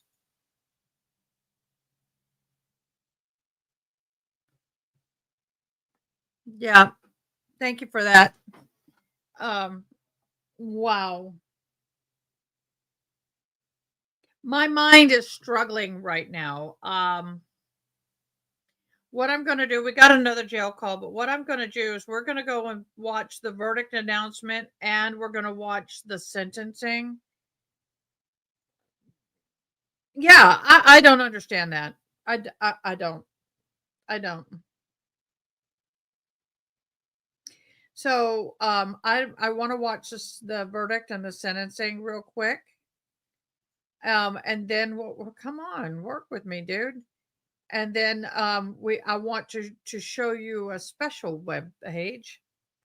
It's special, all right. This trial is a culmination of decisions made by one person, the defendant. Those decisions have forever altered the futures of 3 families, and of you also, Mackenzie. And your decisions forever robbed Dominic and Tavion of the futures that they had before them. If there is one thing that can be taken away from this case, as painful as it is this. Every decision we make is important. Every action we make is important. Regardless of whether the decision is a good one or a bad one, or the actions are good or not, the result is the same. The consequences ripple through time and affect many more people than one might think at the time of the decision. In criminal cases, the state carries the greatest burden under our law, proof beyond a reasonable doubt. As I previously stated, I considered all the evidence presented. And at this point, I would like to comment specifically on Exhibit 802, the crash video. This is the type of evidence you can never unsee. You can never forget the visual or audio of this exhibit. It is chilling and tragic. As you review that exhibit, You know that you are watching the oncoming deaths of 2 people, and there is nothing that will stop it. The video clearly shows the purpose and intent of the defendant. She chose a course of death and destruction that way. Exhibit 802 crystallizes the deadly decision-making of the defendant. She morphs from a responsible driver to literal hell on wheels as she makes her way down the street. Mackenzie alone made the decision to drive the car, to drive an obscure route, a route she visited. The realization that she's going to be found guilty with every word the judge speaks is sinking in deeper and deeper. You can see it coming over her. She's realizing, I'm going away A for few days before, and a route not routinely taken by her. Mackenzie alone chose the time to make the drive early in the morning, when any reasonable person would expect a few people would be nearby to witness it or offer life-saving assistance. She made these decisions despite knowing, as any reasonable person would, that her mission of death could have involved others, not even in the car with her, other people, other cars, pedestrians. She had a mission, and she executed it with precision. The mission was death. Mackenzie alone decided to push the pedal to the floor and demand the ultimate speed of that vehicle to 90 to 100 miles per hour. She alone decided what was to be. Mackenzie decided death was the ultimate goal that day, and she alone. I don't know if you can hear it. I can feel it every time she does this on her hand. I can feel a thump. It is so intent that the might is picking up that thump. I can feel it. I'm watching it happen in time. Wow. Made that decision for Dominic and Davion, and she continuously acted in a manner to achieve her purpose.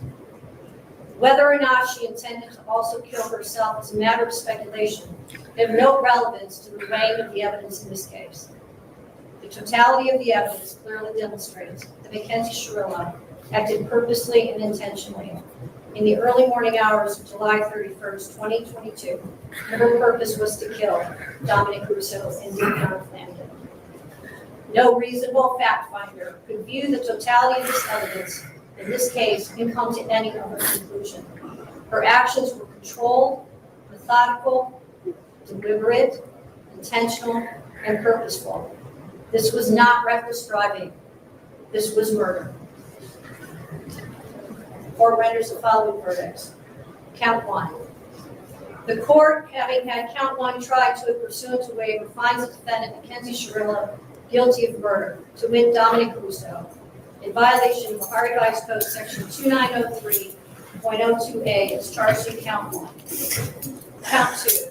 The court, having had count 2 tried to it pursuant to waiver, finds.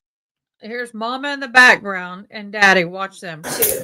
The court, having had count 2 tried to it pursuant to waiver, finds the defendant Mackenzie Shirilla guilty of murder, to wit Davion Flanagan, in violation of Ohio Revised Code Section 2903.02A, is charged in count 2 of the indictment. Count 3, murder. The court, having had count 3 tried to it pursuant to waiver, finds the defendant Mackenzie Shirilla guilty of murder, to wit Dominic Russo, in violation of Ohio Revised Code Section 2903.02B, as charged in count 3. Count 4, murder. The court, having had count 4 tried to it pursuant to waiver, finds the defendant Mackenzie Shirilla guilty of murder, to wit Dominic Russo, in violation of Ohio Revised Code Section 2903.02B, is charged in count 4. Count 5, felonious assault. The court, having had count 5 tried to it pursuant to waiver, finds the defendant Mackenzie Shirilla guilty of felonious assault, to wit Dominic Russo, in violation of Ohio Revised Code Section 2903.11 of the Revised Code, is charged in count 5 of the indictment. Count 6, felonious assault. The court, having had count 6 tried to it pursuant to waiver, finds the defendant Mackenzie Shirilla guilty of felonious assault, to wit Dominic Russo, in violation of Ohio Revised Code Section 2903.11A2, is charged in count 6. Count 7, felonious assault. Court having had count 7 tried to it pursuant to waiver, finds the defendant Mackenzie Shirilla guilty of felonious assault to wit Davion Flanagan in violation of Ohio Revised Code section 2903.11A1 as charged in count 7. Count 8, felonious assault. The court having had count 8 tried to it pursuant to waiver, finds the defendant Mackenzie Shirilla guilty of felonious assault to wit Davion Flanagan in violation of Ohio Revised Code section 2903.11A2 as charged in count 8. Count 9, aggravated vehicular homicide. The court having had count 9 tried to it pursuant to waiver, finds the defendant Mackenzie Shirilla guilty of aggravated vehicular homicide to wit Dominic Russo in violation of Ohio Revised Code section 2903.06A2A as charged in count 9.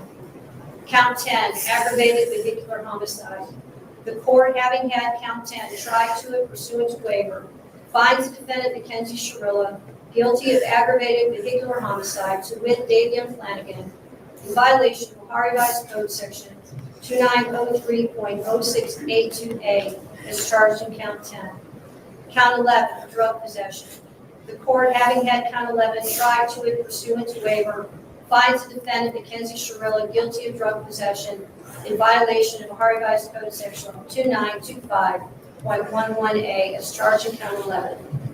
Count 12, possessing criminal tools. The court having had count 12 tried to it pursuant to waiver, finds the defendant Mackenzie Shirilla guilty of possessing criminal tools in violation of Ohio Revised Code section 2923.24A as charged in count 12.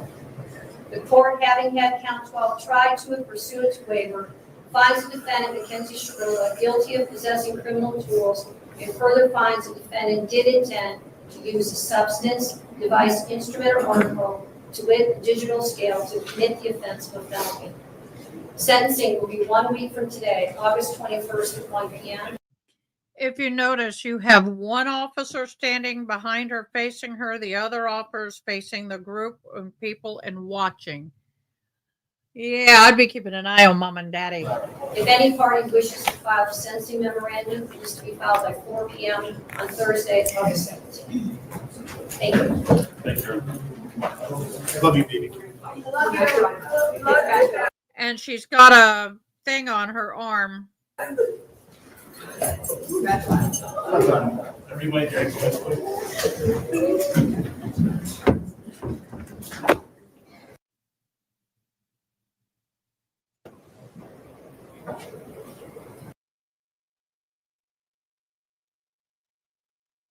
Okay.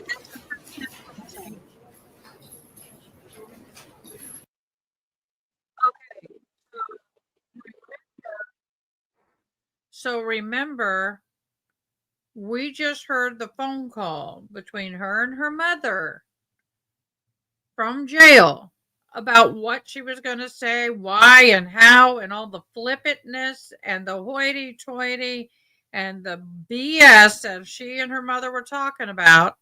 Now we're going to see what she actually did in the sentencing. Is everybody ready? Totally different demeanor. So let's go over just some general rules before we get started. I'll turn it up. All phones are to be turned off. Members of the media may have their phones on, but it must be turned to silent. There will be no in and out of the courtroom. Once the proceedings begin, if you do leave, you will not be permitted.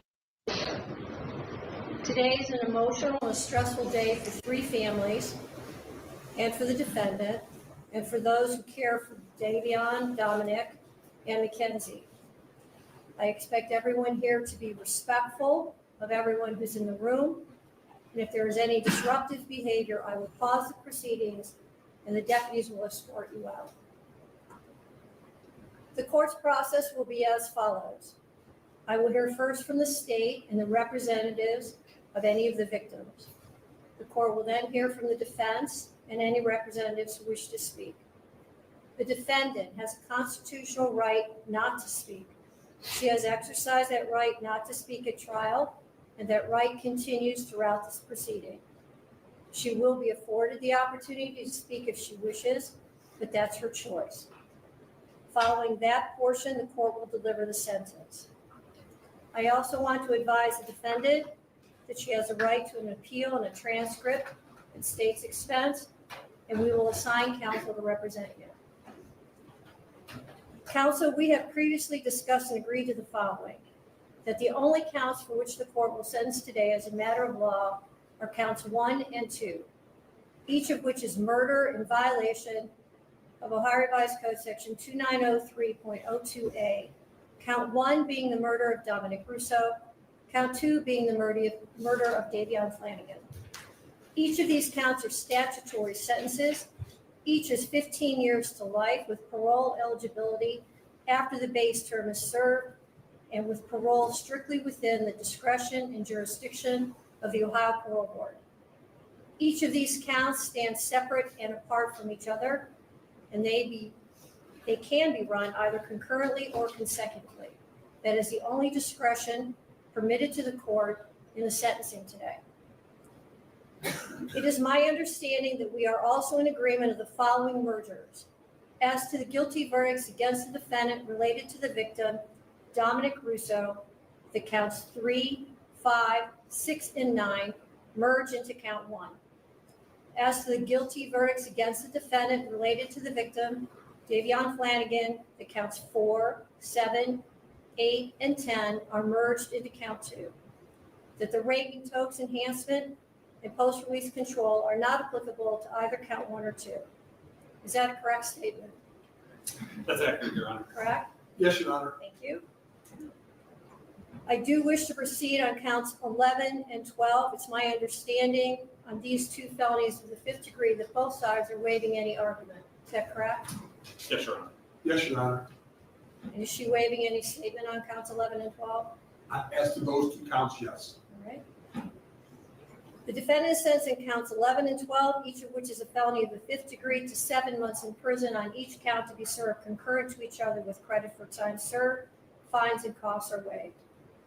As to the driver's license suspension for counts 9 and 10, the aggravated vehicular homicides, her driver's license is suspended for life. I'm now going to hear from anybody who would like. So if she should get out on parole, if even at 90, she can never have a driver's license again. Speak on behalf of the state.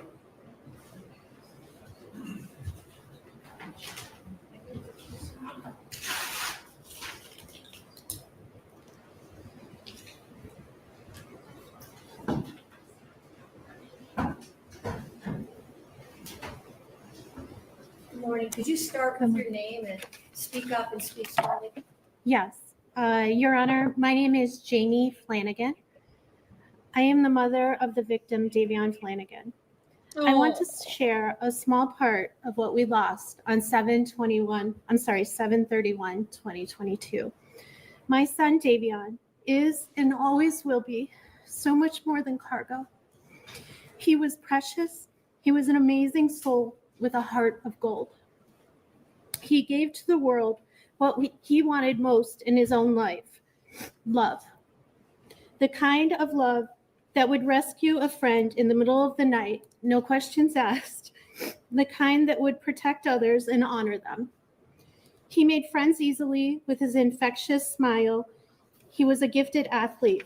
He had plans to go to barber school and open his own shop. My son did not have a clique of friends, but instead was a friend to all.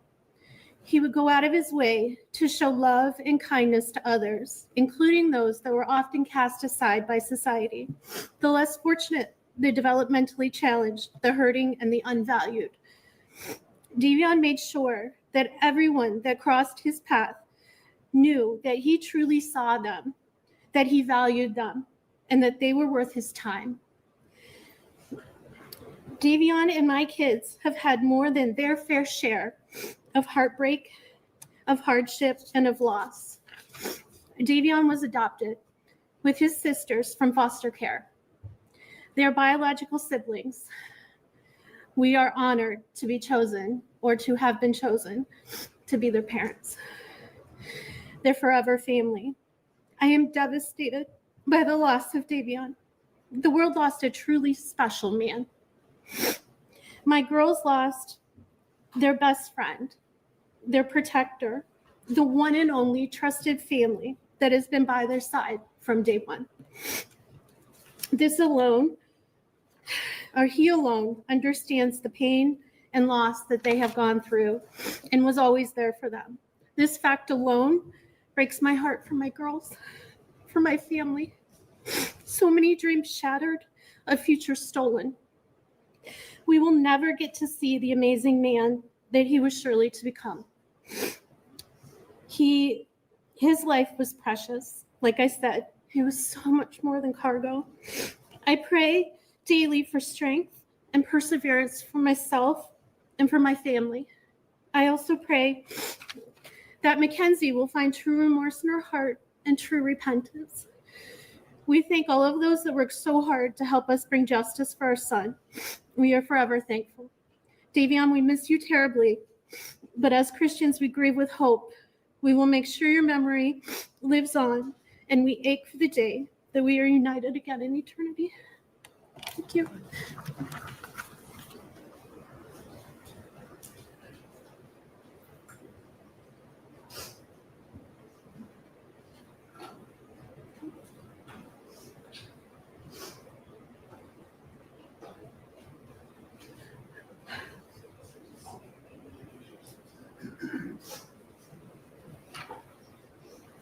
Hello, could you start with your name?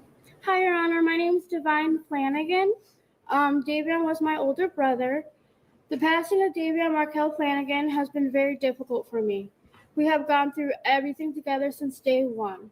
Davion was a big brother to me and my younger sister, Dalia.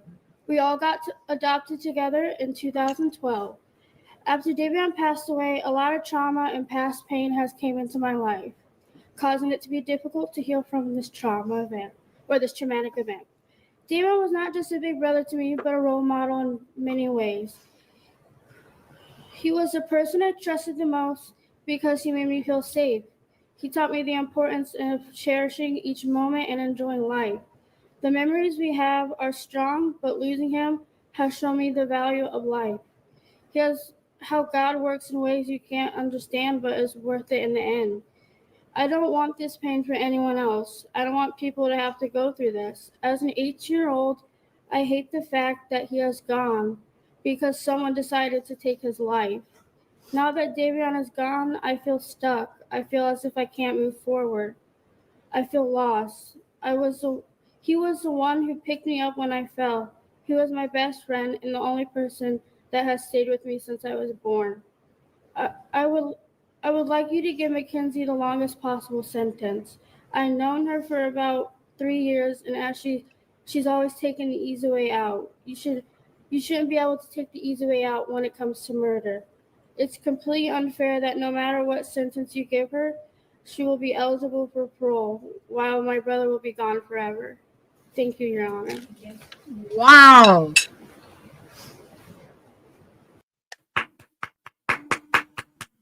Wow.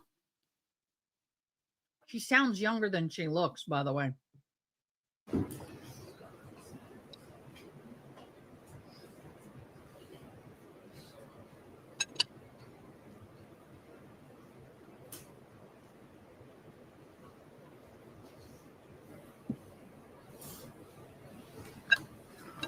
Wayne, can you start with your name? I'm Christine Russo. I'm Dominic's mother. No one wanted this to be a murder or to punish Mackenzie Shirilla for this accident. But this was not a car accident. The evidence and science proved that Mackenzie Shirilla murdered my son, Dominic, as well as Davion. There's no fix put in this case, as the Shirillas would like to proclaim. I want to thank Strongsville Police Department and the state of Ohio for seeking the truth behind this crash. Thanks to them, we all know what happened in that car that day. What we don't know is why. I wish I could change this every day. I lost 3 children in that crash. Not a minute goes by each day that I don't think about my son, as well as Davion. My heart is forever broken. The cries heard from the Shirilla family and friends after the verdict are nothing more than a lack of remorse. Mackenzie Shirilla had a choice. Dom and Davion did not. We are all left here to mourn. But what Tom, Nick, and Davion lost can never be remedied in any way or by any particular sentence. July 31st, 2022, I called Mackenzie's mother, hysterical with the loss of my son and Davion. I knew Mackenzie was in the hospital, and the first statement said to me was, "Oh, please don't listen to what everyone's saying on Facebook." Yeah, my son is dead, his friend is dead, and I'm checking on yours. Yet social media is what's important. Social media has made a game out of the life of Mackenzie and is making a game out of this heart-wrenching tragedy.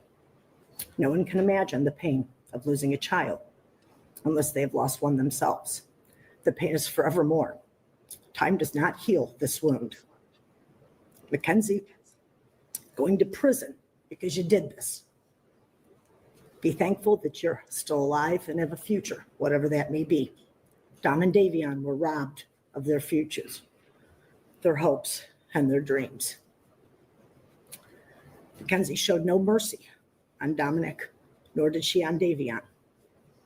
Only God at this time can have mercy on her soul. Thank you.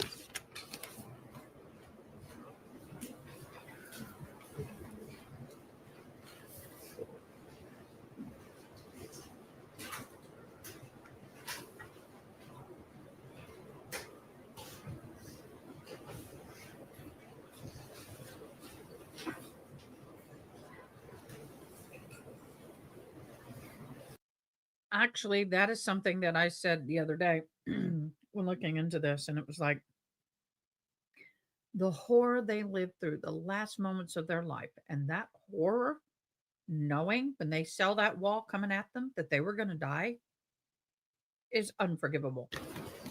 Could you start with your name, please? Yes. My name. Is there a microphone or anything? These are, I can hear you. My name is Angelo Russo. I'm one of Dominic's older brothers, and I'm speaking today for myself and also on the behalf of our siblings and our friends. Sorry. Dom may have been young, but he made the most of each day and had an impact on the lives of his friends and his family. Dom was a businessman, an athlete, a song producer, and an entrepreneur.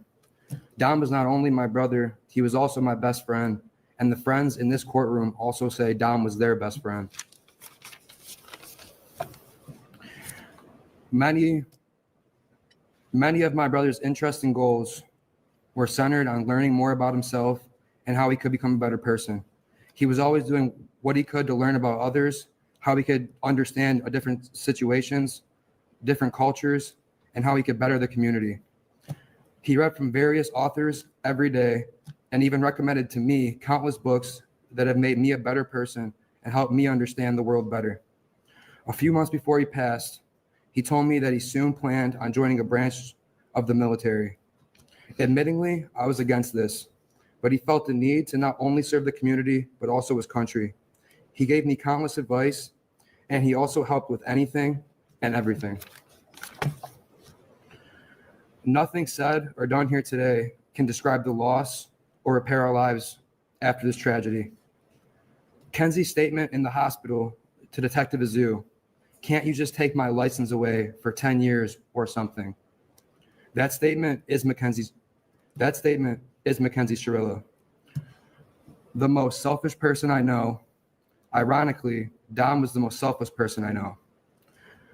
Mackenzie Shirilla murdered Dom and Davion in cold blood and had already moved on. Kenzie killed Dom over the thought of losing him, and she made Davion collateral damage. She was driving, going to concerts, and dressing up for Halloween, no thoughts of the families and lives that she had destroyed. As I said, Dom read a book every day. He started 2 companies. He recorded his own music as well as recording music with myself and with friends. Dom helped anyone who ever needed a hand. He was an inspiration to everyone who had the honor of meeting Dominic. We love you, Dom. We love you, Davion. And God bless the both of you. Thank you so much.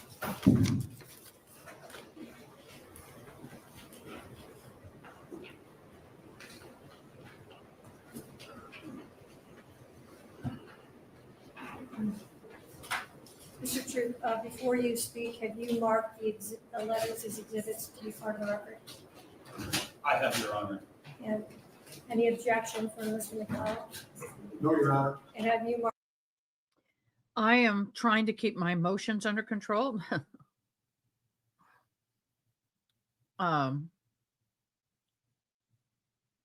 Because I have a feeling the crap's getting ready to hit the fan emotionally for us when her side gets up and speaks. Marked your letters? I have. Okay, if you would give those both to the clerk.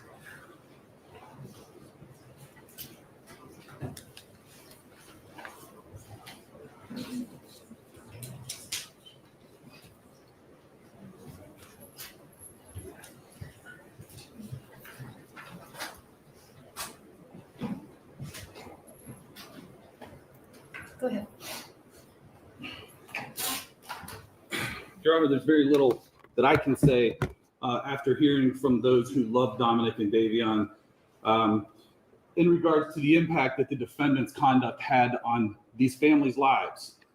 And we have received a series of letters that has been submitted on behalf of the defendant.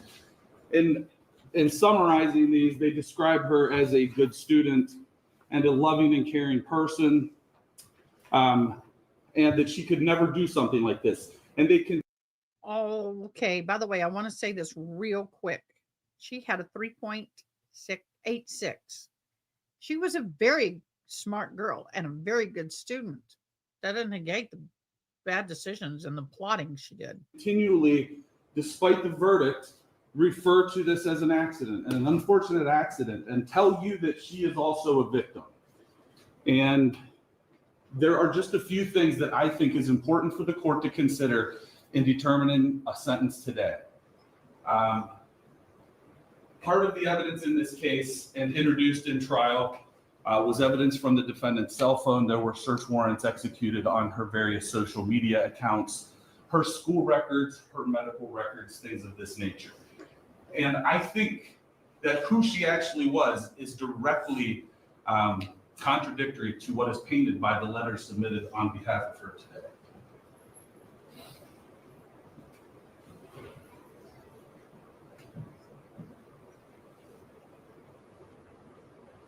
Come on.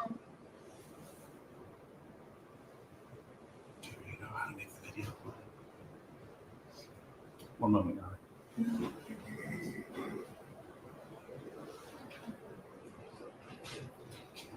Let's shrink it down. Let's shrink it down.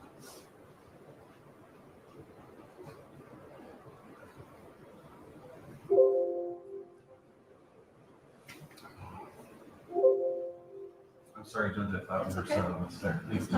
Let's go.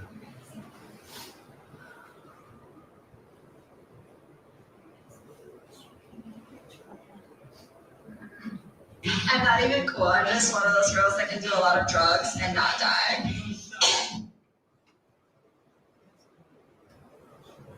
Gotta figure like a pin, I've gotta figure like the doll. Don't care if you think I'm dumb, I don't care at all. Can't best read if I wanna be adored. I'm the girl you die for.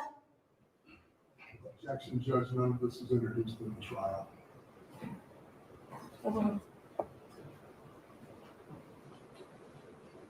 Shortly after the crash, Strongsville police were notified that they had received concerning emails from the community that the defendant and her mother were seeking employment with the Los Angeles modeling agency. Mackenzie Shirilla said to Vitaly, "Thank you for the comment. I would love to work with you guys. I've been emailing you guys a lot. Such a great opportunity. Thank you." Is there a date? There is not a date on this, Your Honor. Based on the investigation, it was delivered to the police while the defendant was still in the Metro Health Hospital. So it was during that time period. She was in the hospital for several weeks. Shortly after being released from the hospital, the police were provided additional videos of the defendant from her wheelchair as she attended a concert down in the Flats. And again, Your Honor, I'm introducing these to the court to show the shocking lack of remorse. This was something that was being exhibited while the investigation was still going on, before she was charged and arrested in November of last year. And these were the sort of things that were coming to the police, and the shocking lack of remorse, coupled with the fact that the defendant was reported driving an automobile shortly after this event, that she was seen in Strongsville again driving a car, in spite of the fact that, as her mother testified, she got dizzy sometimes from a condition that she had to take salt pills for, in spite of the fact that it was, in fact, her mother who provided her with the car that she used to take Dominic and Davion's life. Halloween of last Mother provided. That is a slam on her. year, again, still before being charged, Mackenzie Shirilla celebrated Halloween with her friends at Ohio. Maybe that's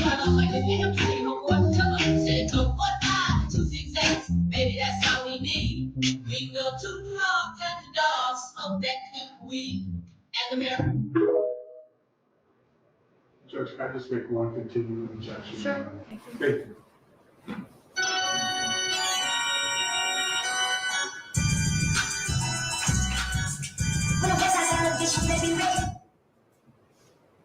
Are these post? These aren't Halloween of last year, so these would be post-crash, just before she was charged in November.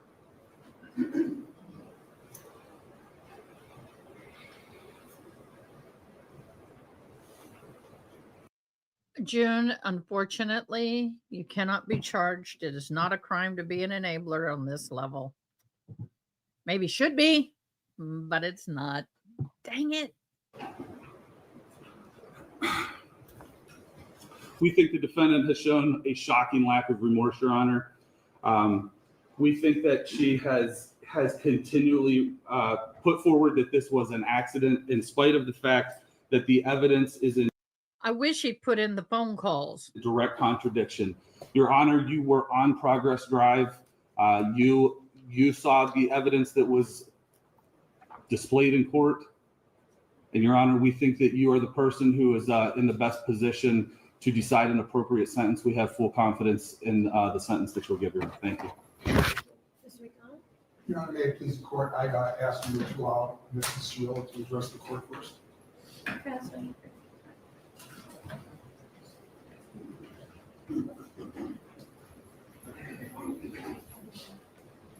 Can you start with your name? Oh, here we go. Shirilla.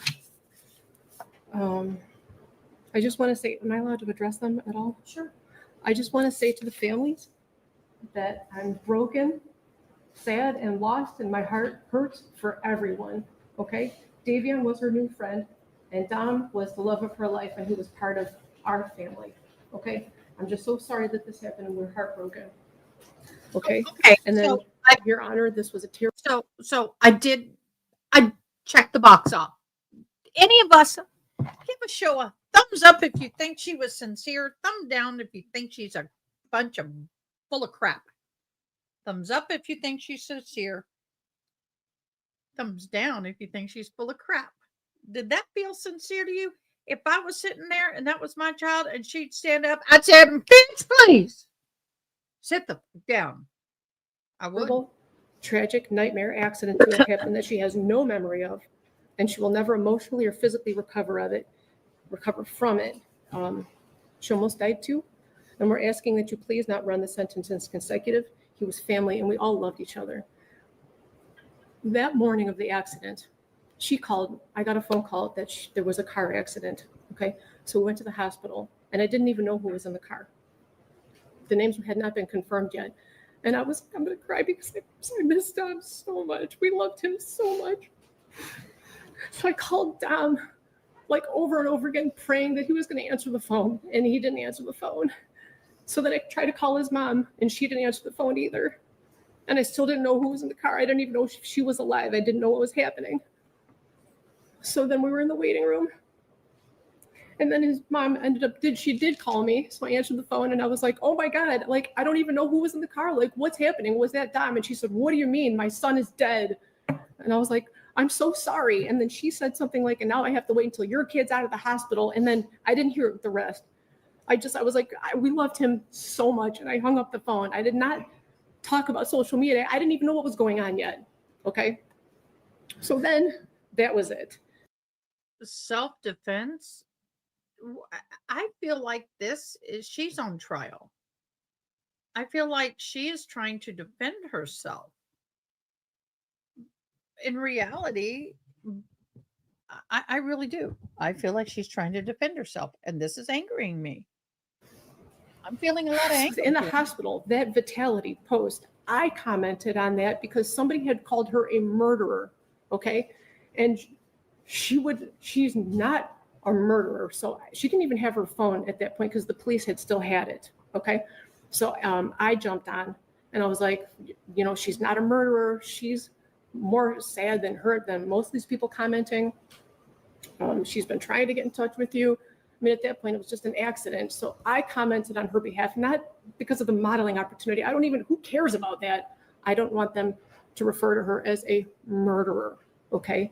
And I don't even know how that comment got on the phone because the police still had her device and she could not.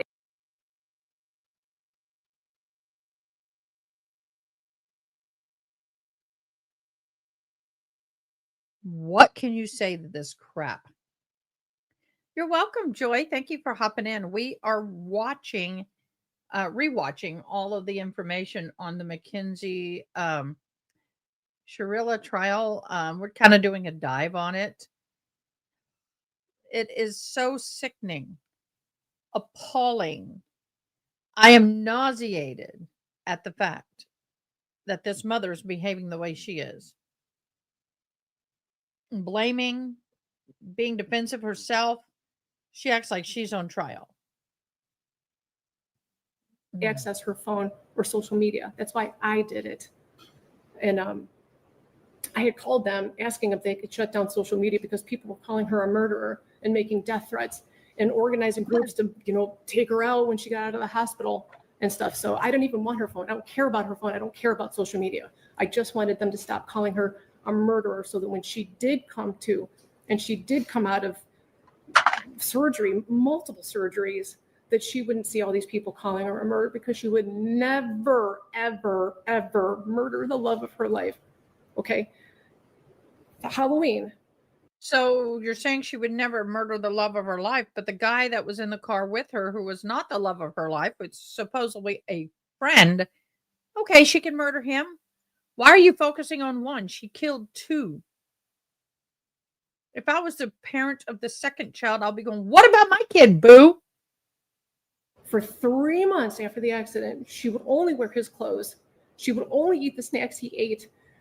She would only listen to the music he wrote, okay? She was laying in bed for 3 months crying. There was a shrine of him next to her with photos and things that he liked and this flower that lights up that he got her because he wanted it to be fresh and alive forever. It's like a little Beauty and the Beast flower. Okay, she's got this shrine of him next to her.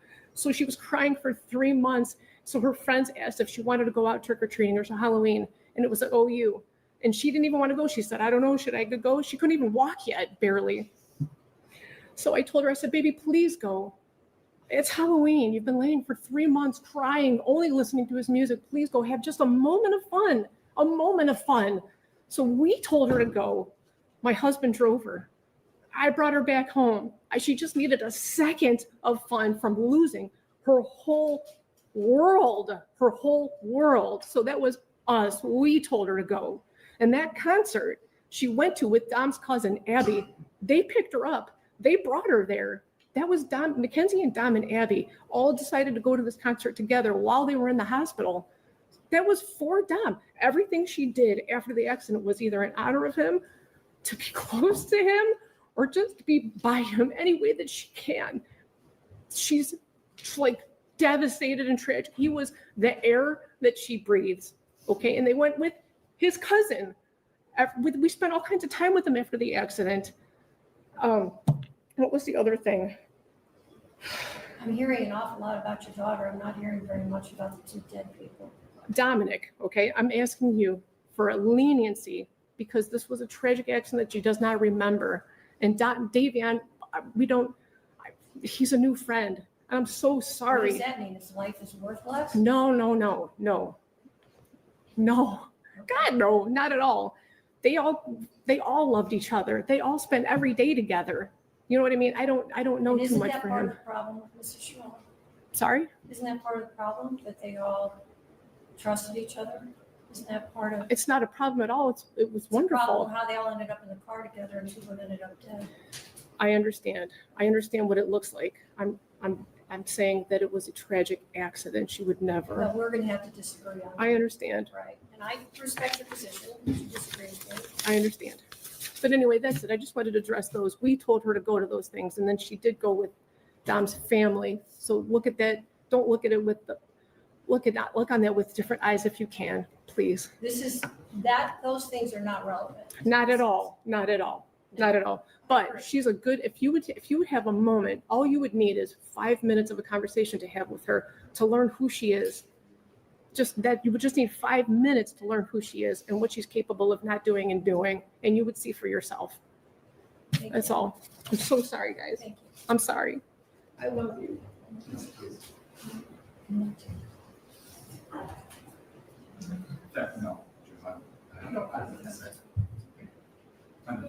Is there anyone else? I would like Mackenzie to address the court. Mackenzie, you don't have to speak if you don't want to. It's up to you. Okay. Ooh, here we go, y'all. Here we go. Let's see the BS she shares. Now, remember, we just heard. Thank you guys so much for commenting. Don't forget to like. One of your mods, can you throw up the I like, I sub, and I shared, please? I'm working on the prize wheel. I hope to have it finished by the end of this live. But we just listened to the phone call that she had with her mother and what she was going to share and the attitude. I wonder how she's changing that attitude today. You can sit if it's more comfortable, whatever's better for you. The families of Dom and Davion, I'm so deeply sorry.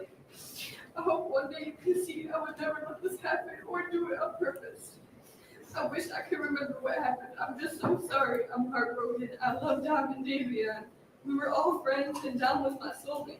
I wish I could take all your pain away, and I'm so sorry. And to my family, thank you for the support and all the love you guys give. Thank you for fighting with me. I love you all so much. I'm done. Thank you. Thank you. Anything else from the defense? If I could address the court, Judge. Your Honor, may it please the court. First of all, I'd like to extend my condolences to the Russo and Flanagan family. I can't imagine how difficult this is. It's terrible. People's acts have consequences, and the consequences here are up to you. You have a range of possibilities as it relates to a girl who was 17 at the time, who is now 19 years old and has no criminal record. And as you so correctly pointed out in the opening, the decision when she gets out is up to the parole board. And we know how the parole board operates, and we know that everybody gets flopped at least once. So a 15-year sentence becomes a 20-year sentence at minimum, and it'll be up to this young lady here as to how she's going to conduct herself for the next 20 years or whatever the sentence. And we know how she's conducting herself. So we just saw a what? June.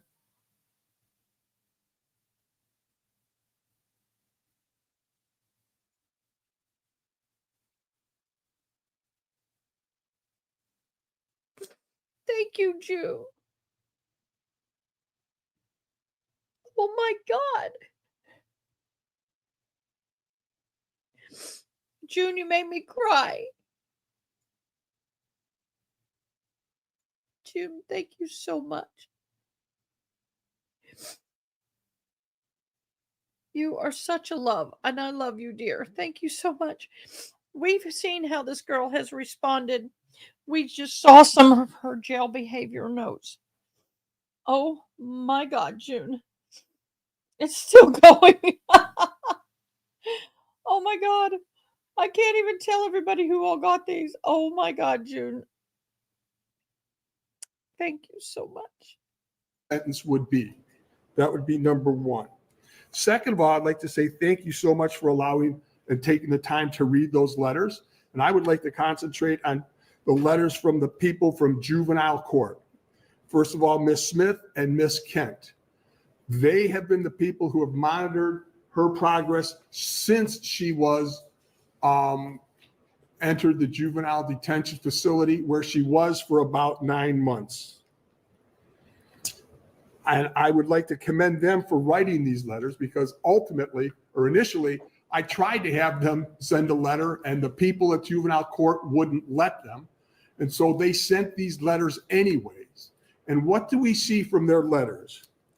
We actually see where both of them say that she expressed remorse during the time. What the prosecutor played there was after the accident and way before she was ever incarcerated. They also both say that they have observed her grow as a person, that she's taken every single class possible, both culinary and college, that she's actually been a model inmate, the letters say, and that she has exhibited what they call the highest level of behavior. They grade people 1, 2, 3, 4. The better your behavior, the higher the number. She has always received the highest number. She's also been receptive to counseling, and as Ms. Kent said, she has been making amends. I'd ask you to pay special attention to the letter from Kelly Leitner that I think talks about certain things. She cites certain things. Ms. Leitner is asking you to consider that the brain is not fully developed until 25 years or older. I knew he was going to go there. Her choices, Mackenzie's, and actions are indicative of teenage invincibility. While, based upon your decision, you don't find that, I find that there are. I remember when I was young, the dumbest things I ever did, and I'd hate to be judged for those things. So really now I'm going to give you my observations, because I understand what you talked with Mackenzie's mother about acceptance of responsibility, etc. All I can tell you is that from the moment I met this young lady here, she expressed sorrow. And I would say during the course of this trial, in the initial emails and statements, she said, "I'm sorry for what you did." The prosecutor has said that she hasn't accepted responsibility. Well, as you remember, during the course of this trial, our defense was that it was a reckless homicide. That's taking responsibility for what she believes happened. So I would respectfully disagree with that. I've seen her express true remorse in the times that I met her in jail, and I don't think it's self-serving. And I'm going to say, as an officer of the court, that I feel very confident saying that she has expressed true remorse. So ultimately, another thing that you have to ask for is the likelihood of recidivism, etc. Based upon all of those things, I'd respectfully request that you run the sentences concurrently. Thank you. Is there anybody else who wants to speak? Not on behalf of the state, Your Honor. No, Your Honor.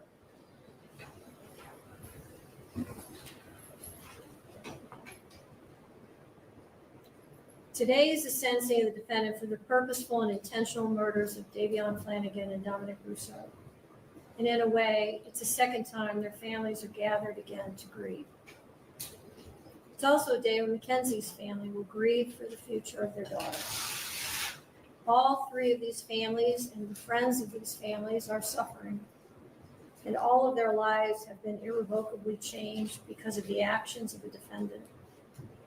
The unintended and collateral consequences of a selfish, intentional, and cruel decision by Mackenzie will ripple forever in time. It's literally changed history because it's ended 2 lives. 2 young men are dead. Their deaths were horrible, terrifying, and tragic. I will say again, if any reasonable person reviews Exhibit 802, there can be no doubt in your mind what happened this night. There can be no doubt of the absolute terror of the 2 people in that car. The defendant controlled all the events. She chose the day. Specifically, she chose a day just before her 18th birthday. She chose to drive the car, the time to drive the car. She chose an obscure, previously scouted route through an industrial parkway. She chose the target to hit and the victims. She chose the means and the method to follow through. And she planned and purposefully executed the events of July 31st, 2022. The review of the evidence supports the factual findings, the forensic testimony, the testimony of the first responders, the testimony of the emergency room doctors who treated the defendant, the testimony of the coroner's medical examiner, the testimony of those who knew the victims and the defendant, and the testimony of the BMV official who provided evidence that not only did the defendant deny any medical condition when applying for her license, which her mother co-signed and attested to, but also that just after the accident, Mackenzie renewed her driver's license and again denied any medical condition. In fact, the defendant was so concerned about driving that, as the state mentioned during the investigation, she asked if they could just suspend her license for 10 years. It is hard to fathom how a person could be concerned about their driving privileges, having just been responsible for the deaths of 2 people. There was no medical condition that caused this as an accident. There was no mechanical failure of the car. The record is clear on the facts and the evidence. Her mother's uncorroborated statements without any medical testimony or records is not persuasive. It is also important to remember that even if Mackenzie intended to also die in this crash, that is irrelevant. A failed suicide attempt is not a defense to murder. And even in a murder-suicide attempt, when the perpetrator executing the plan survives, the other death or deaths are still murder.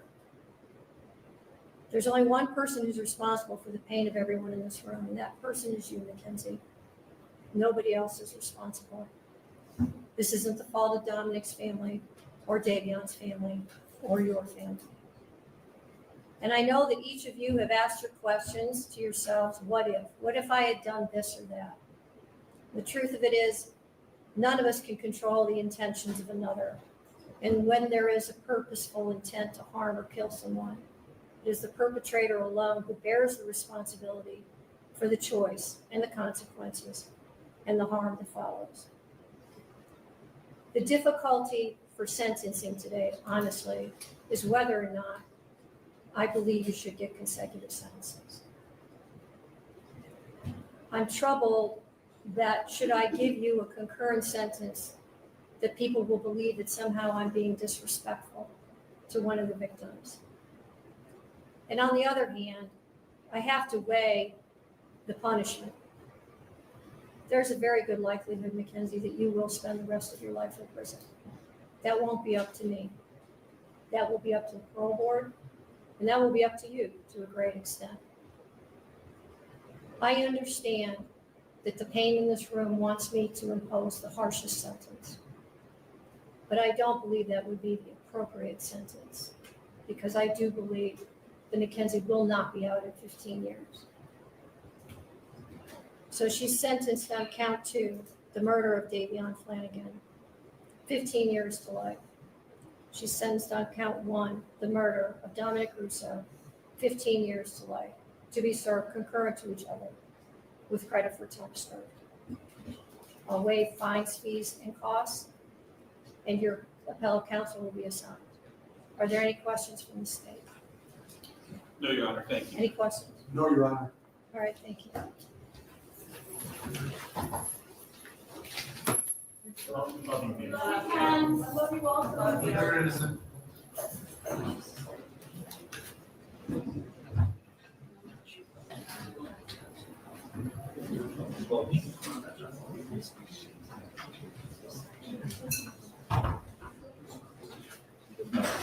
Okay, Shannon loves CT. No, she did not get 15. She got 15 to life, which means she must serve 15 years before she has a possibility of parole.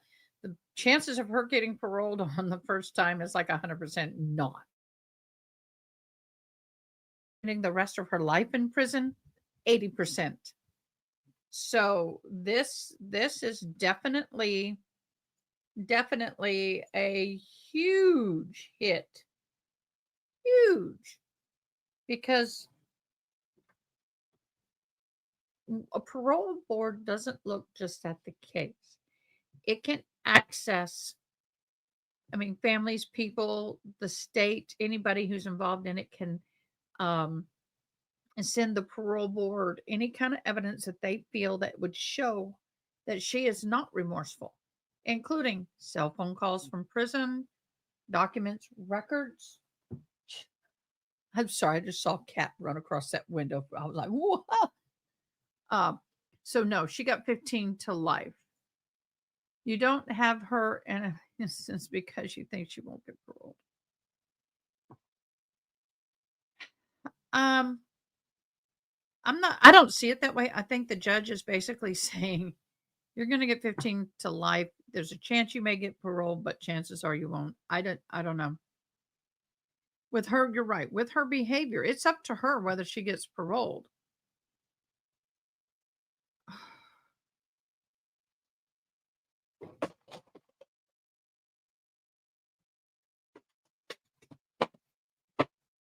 Well, that was a camera that just fell. Anyway, she's not going to get a lenience, and that's okay. You're good. You're good. Before we move to the next videos I'm going to show you, I want to explain something for all of you who are new here. If you are a new subscriber, let me pull it up. If you are a new subscriber, type in the words I sub in your comments. I'll explain why. If you have shared the video, please share it and then type I shared. If you have given us a thumbs up, please comment I liked. Why is that important, you may ask? Because we're going to do something. At the end of every live, I will do a set of drawings, and those people will be entered into the end of the month giveaway, which is what we're looking at right here. This is the end of the month giveaway. And at the end of the month, I give away two things. One, two different things. The bingo giveaway will be tomorrow. This every at the end of every month, and it takes me a while because you can see I have to hand type every name on here. And those names are going to be, winners will be drawn for free merch, and I give away merch. We have some fun merch, I think. So I'll be giving away some merch. And then tomorrow we'll be doing the bingo. Now, on certain trials, like Donna Adelson, we do a bingo for fun.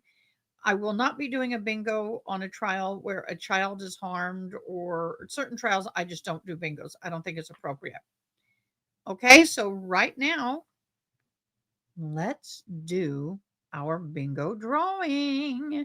If a mod wins, I do another drawing, and one mod can win, and one non-mod can win. Let's put it that way. All right, so y'all ready?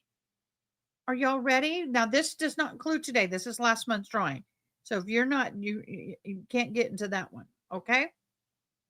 All right. Let's see. What do I want to play? We'll play the phone.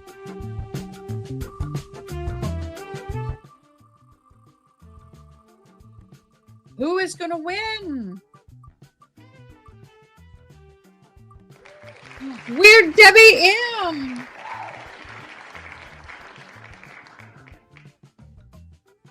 I will do one more. Yes, I will do one more.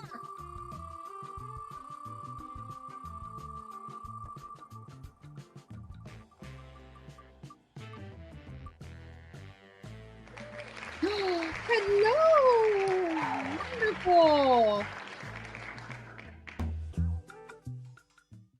Congratulations to the new 2 winners. Yay. Now, it is also your responsibility to get a hold of me either through email, which you can find in our links, or through Discord.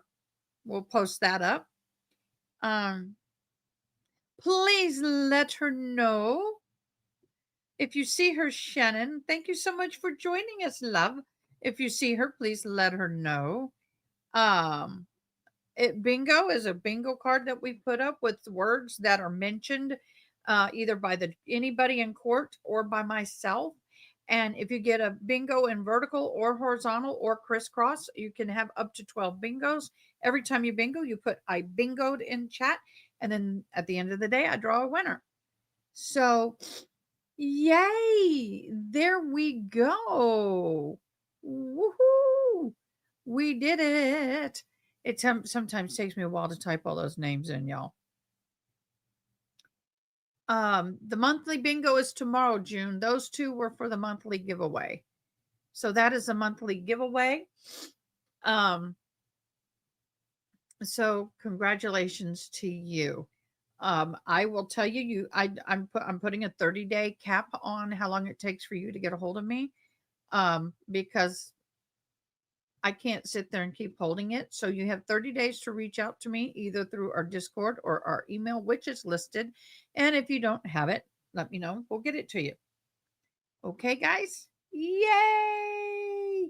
All right, now I am going to go on stage here. Let me get this up. I cannot believe that this woman, let me see, I got to find it. This is what I want to share. This young girl, and I say young girl, but she's just an idiot.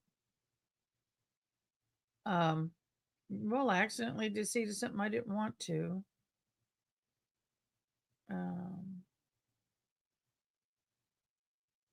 We'll see if that's appropriate. Okay. This here is her actual Snapchat page. This is stuff that her mother has created a Mackenzie Shirilla murder YouTube, Facebook, whatever. Her mother has created social media for her since her going to prison.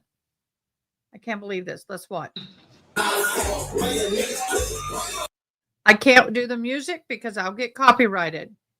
But look at this girl. This is her partying after the death of her friends. She is drinking illegally, partying with her girlfriends, and her mother is putting this up on social media. We're going to move past. Why would her mother put that up there? We'll scoot back. Why? I am perplexed. This is her home. This is their life after. Yeah, there's the fake ID in action. Her mother is putting all of this up on her social media for her. Sharia the Killer is, you can see it right there. Sharia the Killer is the name of her page. And that has probably got THC in it. Now, I used to be that skinny, but I never slutted around like that. She wanted to be a model. Do you know what she probably could have been? She probably could have been. But y'all, look at this.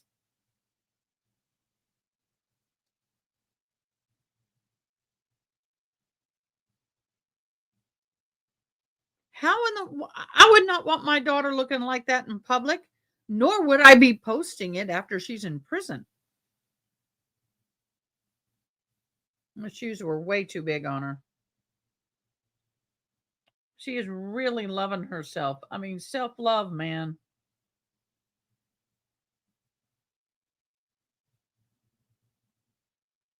I don't know. They said that she did have the real deal, They did said that they found evidence.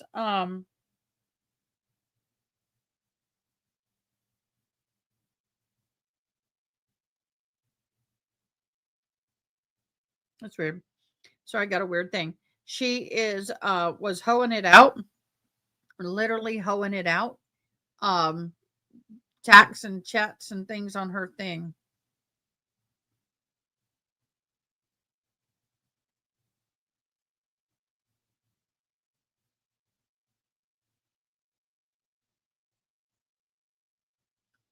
I'm mind blown. I'm almost speechless.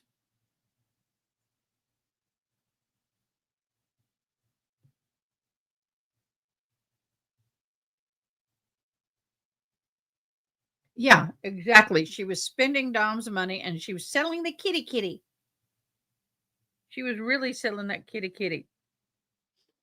And the mother is okay with this. That has THC in it because that is a piece of inside that. You can see it in the tip. That is experienced smoking there, boo. Okay, cigar.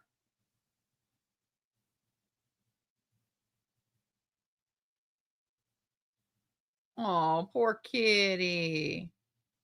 You have to inhale all that smoke that she's blowing in the air while you sit there and suffer. He was? Joy? Are you sure? Wait, seriously? Are you sure? Holy crap, I didn't know that.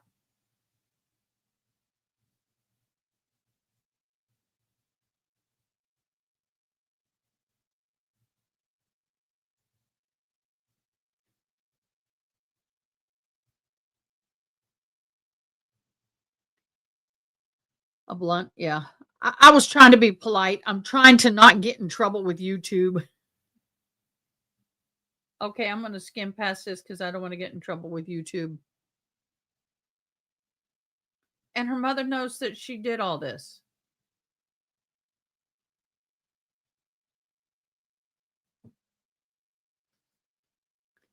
I'm trying, y'all. I don't want to. I've stopped monetizing some of my stuff because of it's so crazy. Um,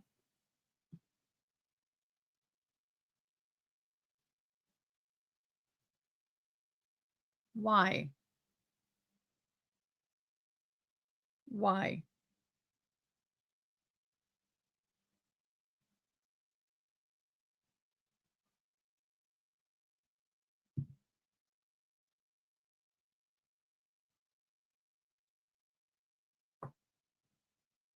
And to think he's now deceased, and they put that up on her page after his death.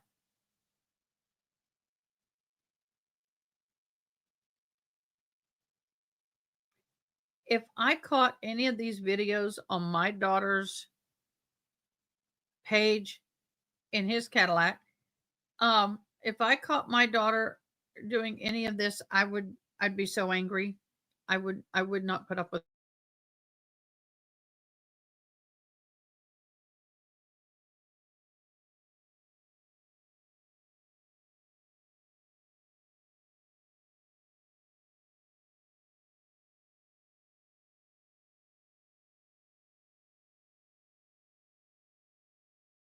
Exactly. If she was my daughter, I'd have her snatched up and put away. Oh, poor babe. I hate. Yeah. Yep.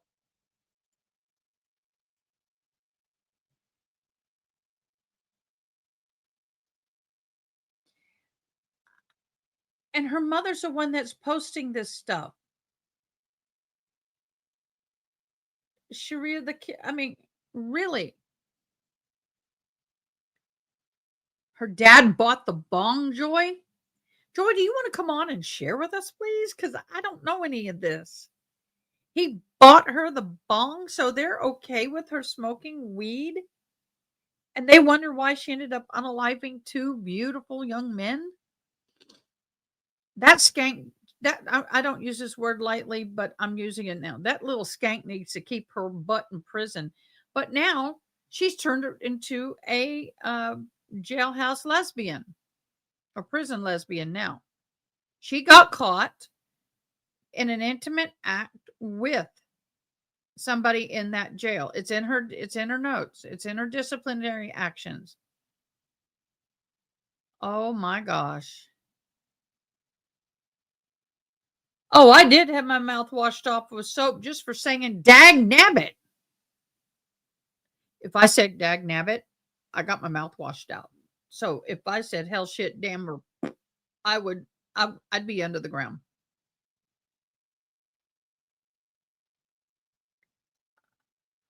Horrible eyebrows. I almost can't stomach this much more. I really. What the heck?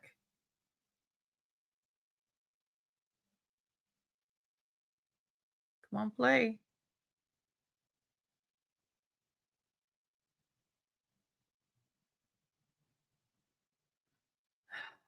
It's insane.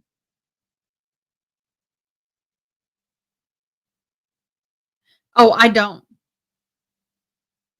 I wouldn't.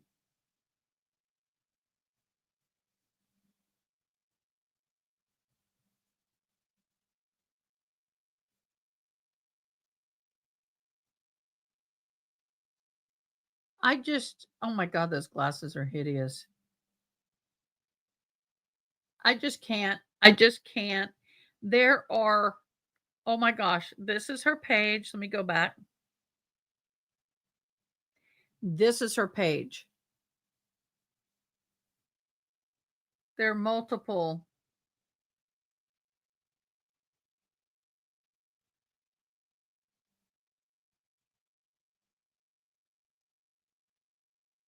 Oh, let's see this.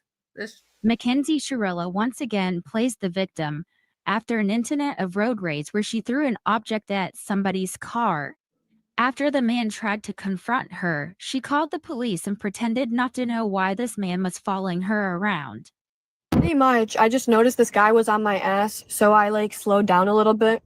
And when I got to the Sheets light from Polaris, he literally got out of the car, which is the video that you just seen. And then he literally followed me all the way down to Lund Road and turned with me on Lund Road. And I thought he was just turning on Lund Road, so I turned onto my street. And then he fucking turned with me, so I knew he was following me then. So I pulled in the first driveway that I could see. And he fucking blocked me in the driveway, trying to get out of the car. Well, that's interesting because in the phone call, her mother said that she made the page, and it was called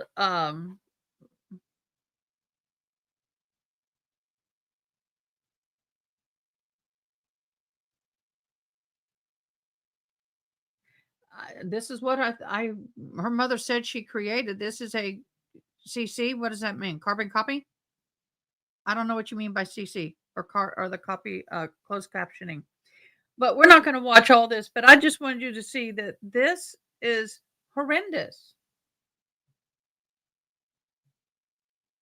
2 weeks ago.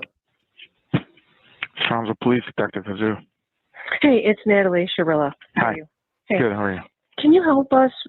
She's not on social media, but there are one person in particular who's personally reaching out to her saying terrible, horrible things. It's basically harassment. Is there anything you can do to help us stop her? Who's the person? It's Morgan for Biggie. She's saying terrible. Okay. We screenshotted things. Well, I can't do anything about that, to be honest with you. The only thing I can tell you is she needs to stay off her phone. Well, that's how she's talking to her friends and messages.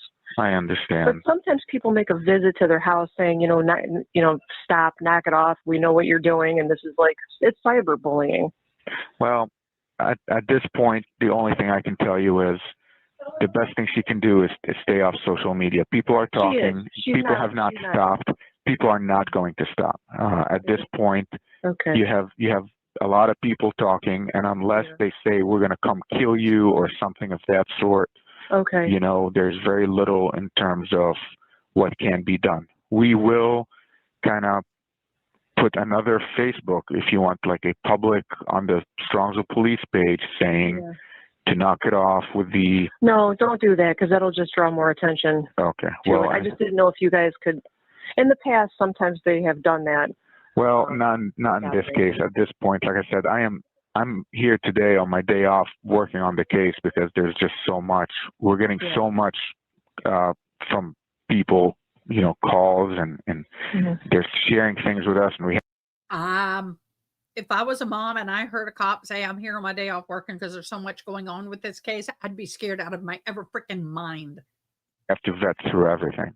I see. So the only thing I can tell you is, I know she made her social media private, which is very smart. Yep. She needs to stay off social media. Period. Right. Take this as a piece of advice. I'm telling you. It's not on social media. Right. She just needs to, what's Morgan's phone number? I don't even. Do you have Morgan's phone number? No, they're not even. So she's not. Is Morgan talking directly to Mackenzie, or is just Morgan posting things? Well, she's private on things, and I think. Hold on. Everything's taken down and everything's private, but I think Morgan is on there. On where? Oh, she doesn't follow Kenzie. She's just going to her requests and dropping them like in there and then unsending them and sending. I don't know how she's backdooring it. Well, hold on a second.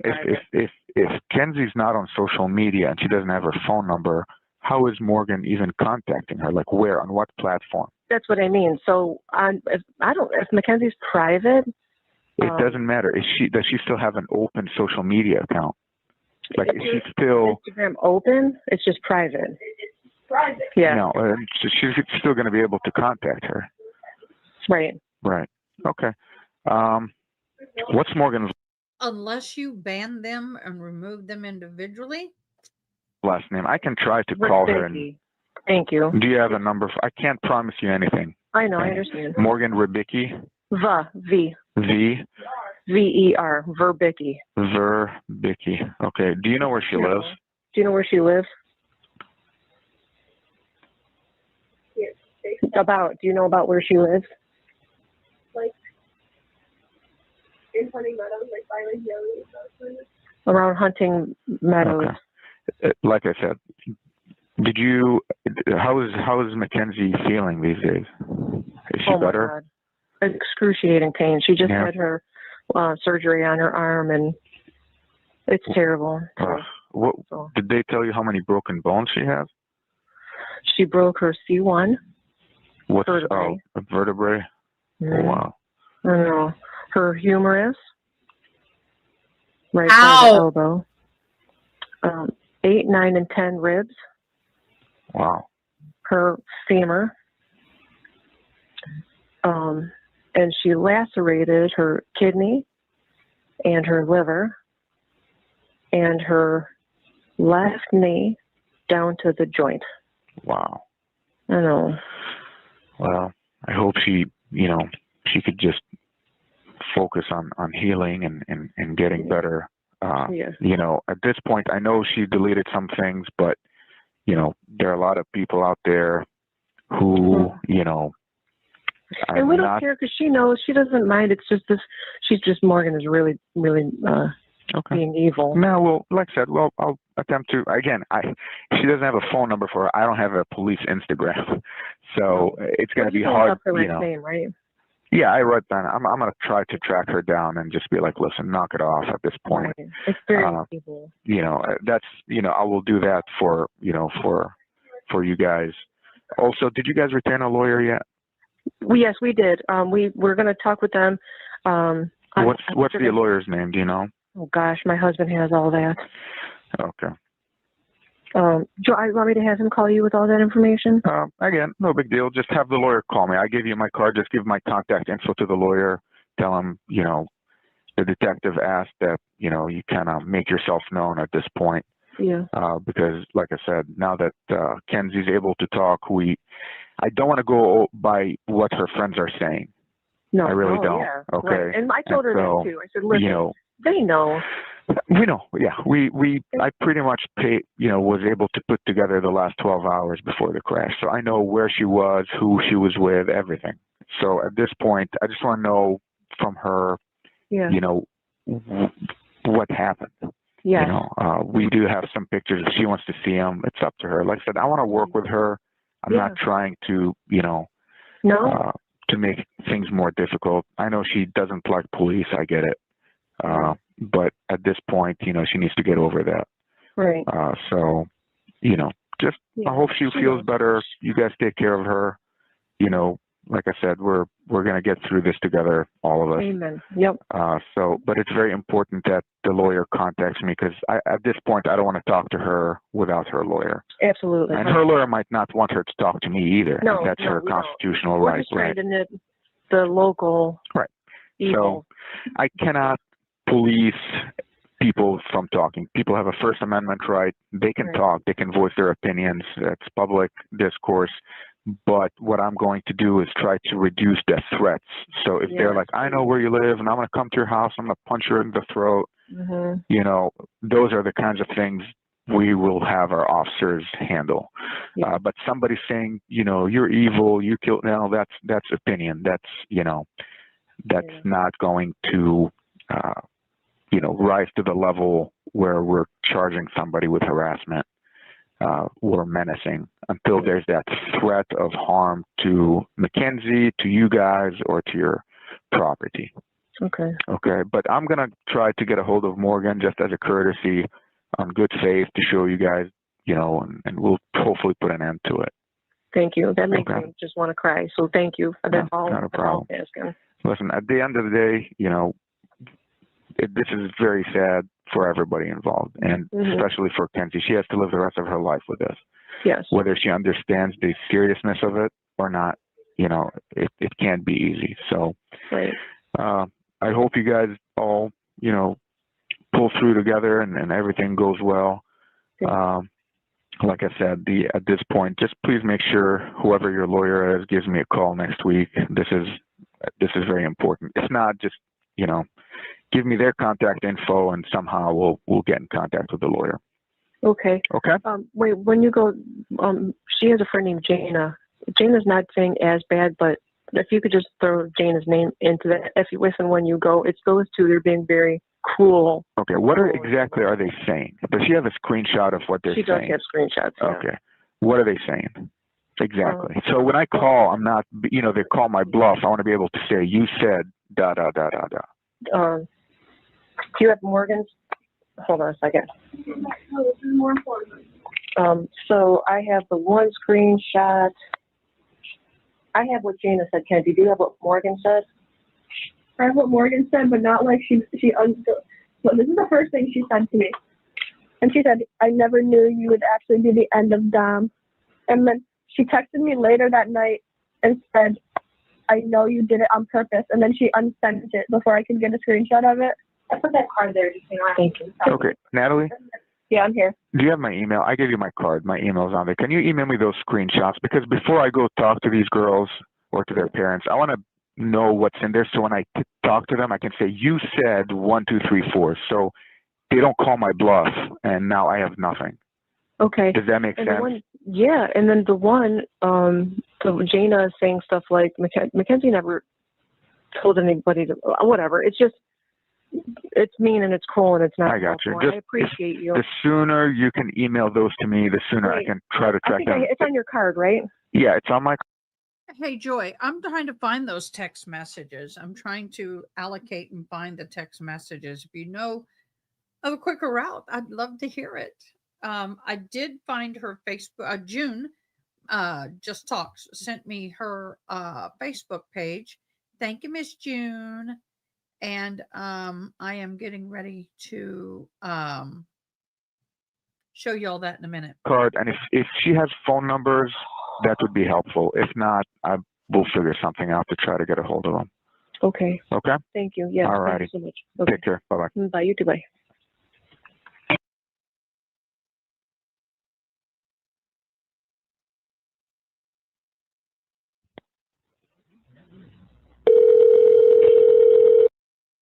Uh-oh, another one.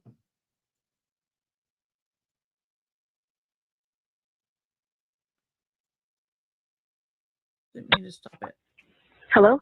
Hi, is this Natalie? Speaking. This is Detective Jesus, Soundsville Police, returning your Okay. voicemail. Keep looking. Hey. Hey, I was out for It's okay, Joy. We'll keep looking. Thank you so much. last week due to training, so I just got your voicemail. Okay. Okay, so typically this is not something I handle. Threats like this, if it's non-emergency, you would have to contact our patrol division, and a police officer would come out and handle it. And if it is an emergency, like if there's somebody outside your house, call 911. But as a courtesy, I will give Tyler a call just to kind of poke into it. But generally, our patrol division handles those. Okay. Okay. Nothing has come up yet. We're obviously very nervous and worried still because there's been a couple of people who've made evil, hateful threats. And it may have been off the cuff because, emotions are awful high and terrible and stuff, but I appreciate your call. No, of course. Like I said, I'm sorry I didn't call earlier, but if those rise, so there's a lot of rumors, right? I think we've both established that. And a lot of them are not credible, but we do want to address them. So like I said, if you see, especially if it's on social media, something posted, not just, hey, I heard from so-and-so who heard from so-and-so. If it's something credible, please call our patrol division. We'll send an officer, and that officer will follow up and generate whatever necessary reports. And ultimately, if it needs to come up to our detective bureau, then we'll look into it. But in the meantime, if you see somebody outside your house or, you feel like somebody's in the area, call 911. Like this rises to the level of exigency, okay? Yeah. Okay. Is Mackenzie doing okay? Is she out of the hospital? She's right here next to me. Okay. Sounds good. Well, hey, hopefully she can put this behind her and move on. I can't. Okay. Sorry. We cry every day, all day, probably for the rest of our lives. So, but thank you. I appreciate your help. Not a problem. Like I said, if you need anything, don't hesitate. Okay. Thank you so much. Of course. Wait, Bye-bye. Are you gonna put a call into him out of courtesy? Yeah, I'm gonna call him. I'm just gonna, and like I said, I called him before and he was not cooperative. So I don't know if he's gonna answer. So like I said, if you have something like if there's a screenshot of him making a threat, that's different. I can send a cop to his house right now. Okay. But if it's just rumors, I will call and see if I can talk to him. Memorials to my friends Rosie and Bubba that he's gonna get karma for Dom. I did this on fucking purpose. Well, He's gonna hurt me and he has plans for me when I get out and stuff. And he told one of my best friends that. Can you get Rosie or Bubba to get me that information? I can follow up on it, but like I said, neither of them is available. I think Rosie went to OU, so if they can send me those information directly, I can do something about it. But we can't go down every rumor, rabbit hole because there's way too many. But if we have a level of we can substantiate those allegations, then absolutely we will more than happily follow up on it. Okay. So reach out to Rosie and Bubba, and if they want to talk to me, we can probably address those issues with Tyler in a more formal setting than a courtesy phone call. Okay. Okay. Thank you so much for your help. Not a problem. Bye-bye. Bye. Oh my God, June, thank you so much. June, you've done so much, honey. Thank you. I don't like the way she's speaking. Yeah, I feel like the mother is acting like she's the victim. Here is the Facebook page. Here is her Facebook page. I cannot believe that people actually are falling for this. Good afternoon. It's 1:00 my time. June, it's almost noon your time. Look here. Here's the brake pedal here. Brake pedal here. Look at her shoe. Gas pedal. So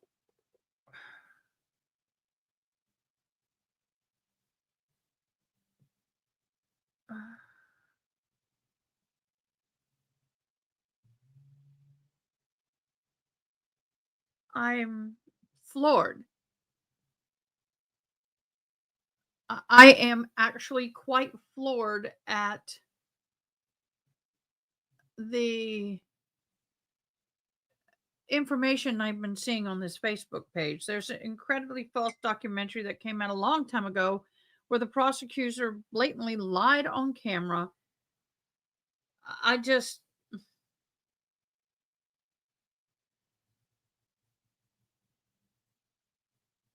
This is interesting. Not everyone online is looking for the truth. Some people just want attention, arguments, drama, and they'll say anything to get a reaction. Those are trolls, and engaging with them is pointless. Our energy is better spent on spreading facts, compassion, and real information about Mackenzie's case. Will open the minds and bring change, not argue with people who have no interest in listening. Some of the people are angry about something in their own lives and they use the case like this as an outlet. I got to do it. See, I got to do it.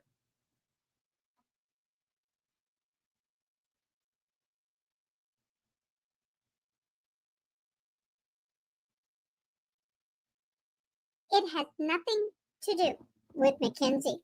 It's about them.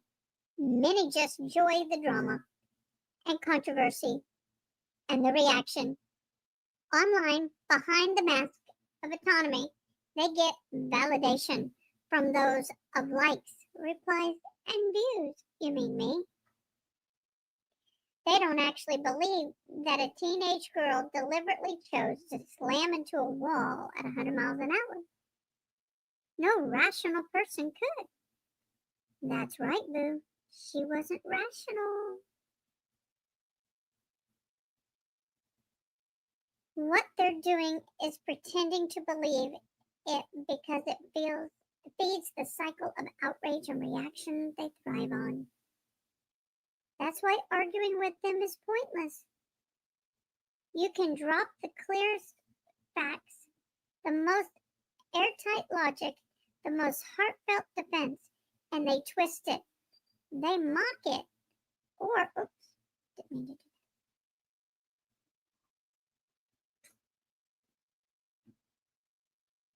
Sorry, guys. I did a boo-boo. I did a boo-boo. I did a boo-boo. Uh-oh. Okay, give me a second.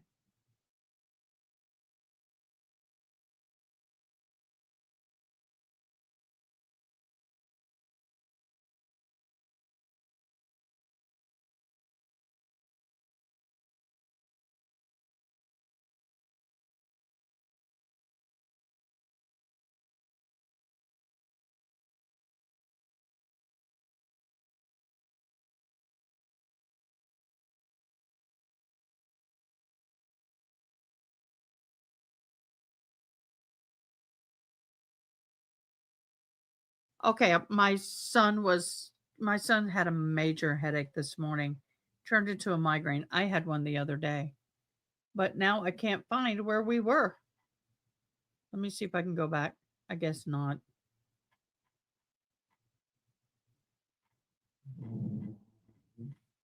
Oh, there it is. There it is. Yay. That's why arguing with them is pointless. You can't drop the clearance facts over. Engaging in these trolls doesn't help Mackenzie. It just gives them exactly what they want. Not everyone online wants the truth. Some just want the attention. Don't waste energy on the troll. Some just want to stay respectful. Mackenzie deserves a fair trial and a fair voice, not shouting match of. Really, y'all. Really, y'all. This is hideous. Here's some of her posts after the accident. Grief takes in many forms: depression, anger, anxiety, etc. Some of the grieving is massive loss will exhibit them all at some point. To say she didn't care or cause the accident intentionally is ridiculous. Here's some of the pictures.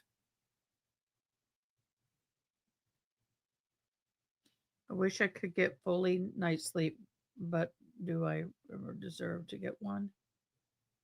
3 things you. Oh.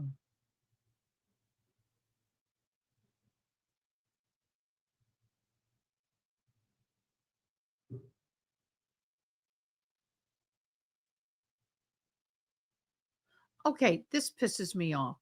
She says here Halloween is going to be so bad this year. Like, WTF? Who am I supposed to snuggle up on in the haunted house? It's supposed to be you, Nug. Wait a minute. But then you dressed, and we'll see a photo in a minute, and went out partying on Halloween? Seriously?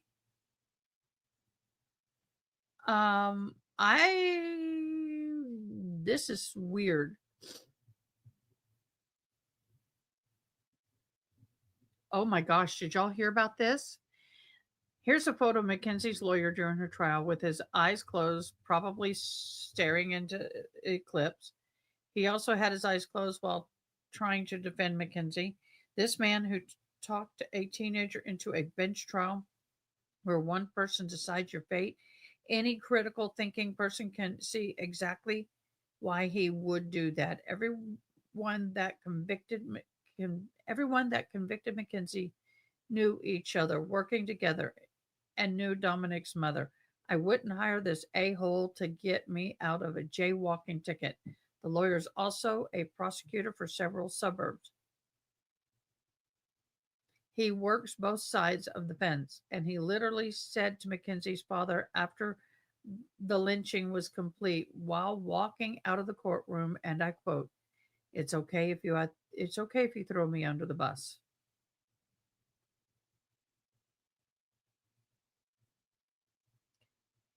Now, even to Mackenzie's haters, what lawyer would say that to a father of a young girl who was sentenced to life? Well, I'll answer you. The lawyer that knew he did a crappy job and allegedly did a crappy job on purpose. There's no way a criminal defense attorney could have crapped the bed that bad. Unless he wanted to crap the bed that bad. So even if you hate Mackenzie, think she where she belongs, wish unaliving on her, this trial was a manufactured friends helping friends lynching. What? Oh my gosh, y'all. These are the supporters.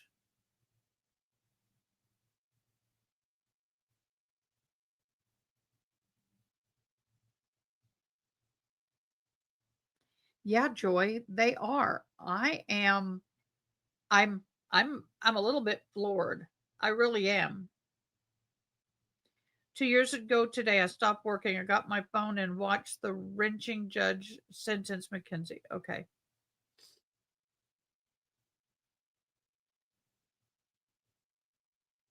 I'm perplexed. Oh, we got court documents, which we won't go through today. I want to see this. Wow.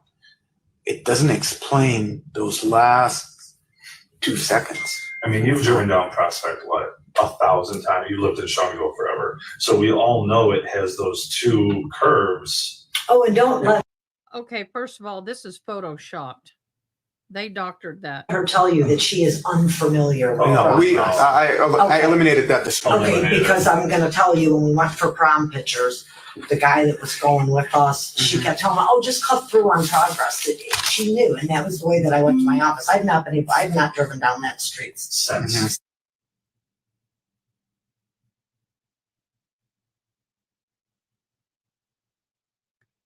I don't know. I'm wanting to get something specific I saw earlier. Look at that. You know, this is what bothers me right here. Your boyfriend is deceased. You're saying Halloween is going to suck because you don't have anybody to snuggle up to in a haunted house. And yet you dress like this and you go out and party your ever-loving airs off. I have no sympathy for this woman. That's Christine Rozzo's voice, Dom's mom. Thank you, yes.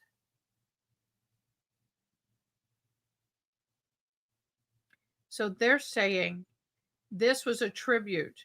Thank you for clearing this up and sharing full truth. It's heartbreaking that something meant to be a tribute to Dom is twisted as something is malicious. Anyone who ever experienced a loss knows how deeply personal grief can be. and all expressed differently. She tribute was sadly misunderstood and even used as evidence against her. Um, I have lost people very close to me, and I don't behave this way. I don't behave this way. So this is her page. Um, they have a ton of stuff on here, and I just can't get past. Where is it? Let's talk now. Okay, now we've gone through all this for a long time. We've been on here for quite a while. We've listened to, I think, pretty much everything that we can listen to at this point or care to listen to a point.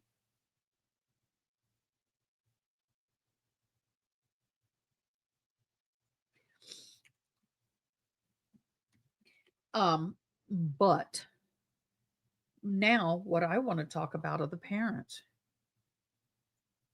They did. Well, I wonder why.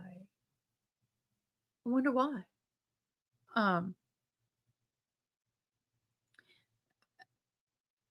if and I've had June just talks on, but if anybody wants to hop on and have a conversation with me, let me know. I'll put the link up, and you can.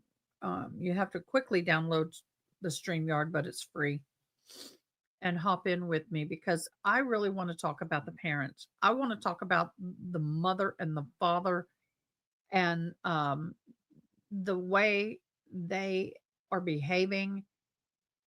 You know, for me, it's one thing to support your child, and I've told my children, and I think all parents have at some point. If we didn't say it, we thought it. That no matter what our children do, there's unconditional love. I brought them into the world. I'm going to love them through it. But um, for me, it is not acceptable for a parent to be doing what they're doing. It isn't. And I'm really appalled that the mother is joking, making light of this, creating social media. You're complaining that people are attacking her on social media, but yet what are you doing? You're perpetuating the social media. You're keeping it out here. Oh, I know. I understand, Joy. I am just looking at this really for the first time today. I've only been doing this a year, and there's a lot of cases that I'm not familiar with. And for me, it's crazy. And hello. Hello. Y'all welcome JJT or June Just Talks. She is one of our mods, and I absolutely adore her. Thank you. But now you're real hot on your end. So guys, tell me if we need to bring her down. No, that's okay. Your mic is very nice and clear. It is a lot, but I'm going to put a question out there for you guys, and I want you to feel free to answer it. One thing I love about this place and this YouTube channel is you can state your opinion about anything, whether you agree with me or with the chat or not. You will be respected. If you're not, that person's gone. As long as it's respectful and we're not name calling and we're just stating our side. But I want to know from you, if you are a parent, what would you do? How would you handle this situation? It's hard because we're not there, but I think that us as parents, especially those that have grown up and become adults, we've experienced some things where they have made poor decisions and we've had to guide them through it. But I mean, I was talking about unconditional love, and unconditional love should be there, but accountability, responsibility has to be there on their end. Mhm. We do them zero favors when our children, even in high school or elementary or whatever phase of life they're in, we do not allow them to experience the consequences of their behaviors when it's small. If they don't experience a like if you're a little 3-year old, and my 3-year old, my son who was 7, my daughter was 3, she walked up and bit her brother. And if I go, oh, it's okay, boo boo, you know, whatever, and she does not understand that it causes pain and it's not appropriate and there's no consequences to it, then when she grows up and she gets mad and she hauls off and she decides to knock the hell out of somebody, and then that person ends up harmed and injured, or they bite back and knock the hell out of her, she's got to learn consequences. And I Yeah. feel that this parents have not taught this child responsibility, taking and accepting the consequences of thy behavior. These phone calls in the prison, absolutely, the jail and prison, absolutely demonstrate that fact, because they're not even holding her accountable for her actions now. Yeah.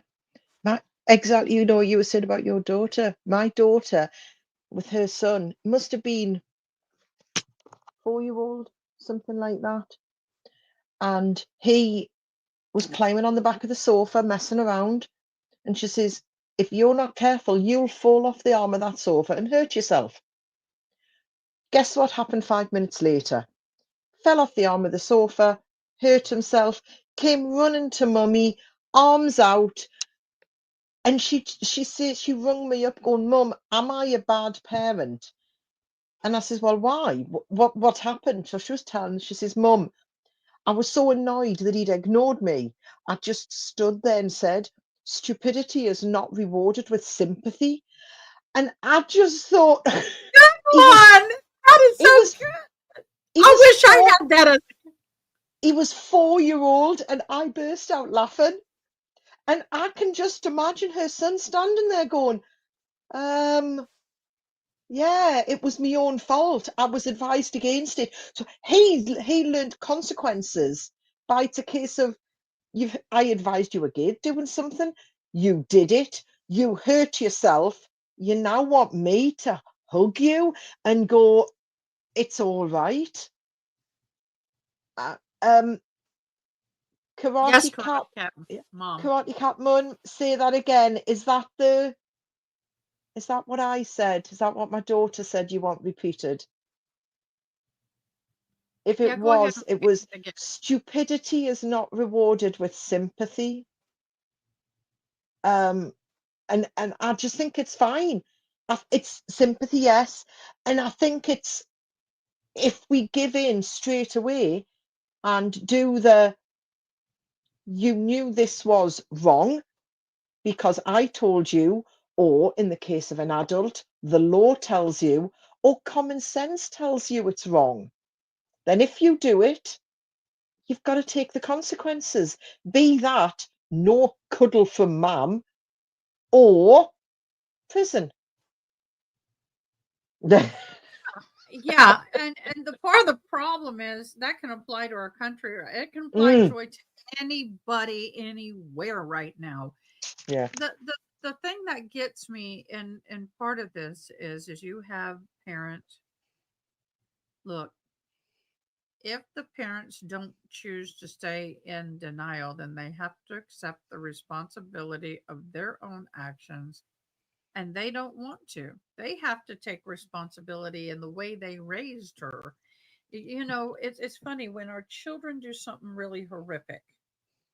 And my husband went to prison. His mother to this day believes he's innocent, and it says that. And I asked her, I said, was there anything, because I had a young son, and I said, would you change anything in the way you raised him? Is there anything you can think of that he was exposed to, maybe a person or thing or whatever? And she goes, absolutely not, he's innocent, I didn't do any wrong, in fact, I think I was a fabulous parent. And I'm like, we all have little failures as parents. None of us are perfect. I know what I did wrong, and I can only hope my children learn from it, and I will be a better grandparent, I'm sure. I hear that. I don't know. I hear you're a better grandparent normally than you are a parent because you've learned so much more. I have grandchildren, and I've got 5 grandchildren and 1.5, because one's cooking, great grandchildren. Oh. Yeah, but you know, you started young. I started young. All Great I granny. say to people is they were all legal. They were all They're legal. all legal. They were all legal. But in the case of the Shirillas, you know, just talk about the family as a whole, I struggle. Do me a favor. Can you tilt your camera down just a little bit? Because anytime up there we go. Because you've got a lot of headroom, and if something pops up, it's going to cut your chin off. Oh, beautiful. There you Thank go. you. Thank you, love. I struggle with my research field in academia is dialogue. I struggle with the dialogue that happens between those parents and the child, regardless of our age. That dialogue dynamic, I don't get it. I don't either. Let me ask Is our you. mum trying to be young or a friend? I honestly think there's an element of fear. I think that Shirilla runs the family. Well, the thing that I noticed, and I wanted to share with you about, because you and I've had some conversations, and because dialogue and communication is a good part of your studies, um, and I'm actually learning about that, but in the legal field, the communication in the legal field. No, she's not the only child, is she? Is she the only child? I Oh, thought they had multiple. I I don't thought know. we're gonna pull that up and find out. Yes. I got to admit, our parents never said anything about a sibling. Yeah. I'm looking it up. I was going to say, my phone is thinking. I'm just plugging. I'm going to have half an hour with you. Then that this case has really thingied me. So I I'm know. going to have quarter of an hour with you, and then I'm going to go out. I'm on the caravan park. I'm going for a drink. Oh, go have a drink. I've got to go, and we're gonna got to get a lot of moving done. We've got to move a lot of stuff. Shirilla. Oh, yes, she does. She has a sister named Danielle, and she has a brother. So yes, she does. There you go. I gave you that answer. But the thing that gets me out of all of this is I was going to try and make sure I'm done by about 2. Is that my time, which is 8 your time? Right. Okay. Is that the mother in court did not focus on what it did to her daughter, what kind of a daughter she was, how good she was, did not really paint her daughter in a favorable light. That's what she was there for. She was there to try to show the good side of her child in hopes that the judge would take it into consideration. And what did she do? First of all, she apologized in a manner that was insulting to the families. What was your thought on that? That was the first thing that hit me hard. It reminded me of the Sarah Boone closing statement and her sentencing statement, sorry, where it was, this is what I've had to cope with, and feel sorry for me and us as a family and Shirilla, and it was a victim statement. It wasn't the defendant's family. Our mother is classing herself as a victim. Oh, thank you, Joy. Is it the accent? Everybody loves the accent. I think it's the whole you. No one's ever called me adorable, but I will say, if anybody's adorable in these 2, it's you. You're absolutely a love. We worked out we are actually I am the older one. Not by much. It's irrelevant. I'm older. I am very jealous of your hair color because this started at about 19-year-old for me. Well, my daughter's getting gray. Mm. I love gray hair, actually. I keep saying I'm not grey. I'm literally I'm silver.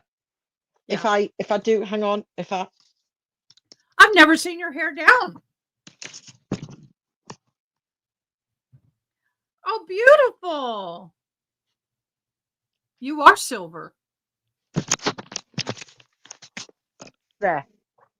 You are silver, definitely. hmm But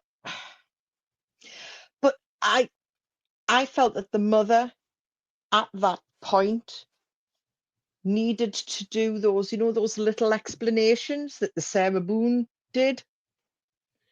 I need to tell you that look how we're suffering, and look at this. And she didn't do anything that to me was a sentencing statement. No, I mean, she did apologize to the family, but I'm like, okay, I'm going to apologize to you. I'm going to tell you this because it's something I need to do. Because I've been told that I possibly should. Yeah. I'm not cute enough to Oh. carry it off. Oh, you're adorable. Look at you. Do you know what it is? It's a case of, it's the thing like, do I have a beach body? I've got a body and I'm going to the beach. That's a beach body. If you want silver hair, have silver hair. You can buy If you want to shave it all off, shave it all off. It's only hair, it'll grow back. Oh, no. When people shave their hair off, they get accused of lying about cancer just because they didn't like their hair and they wanted to shave it. Yeah. Oh, yes. Yeah.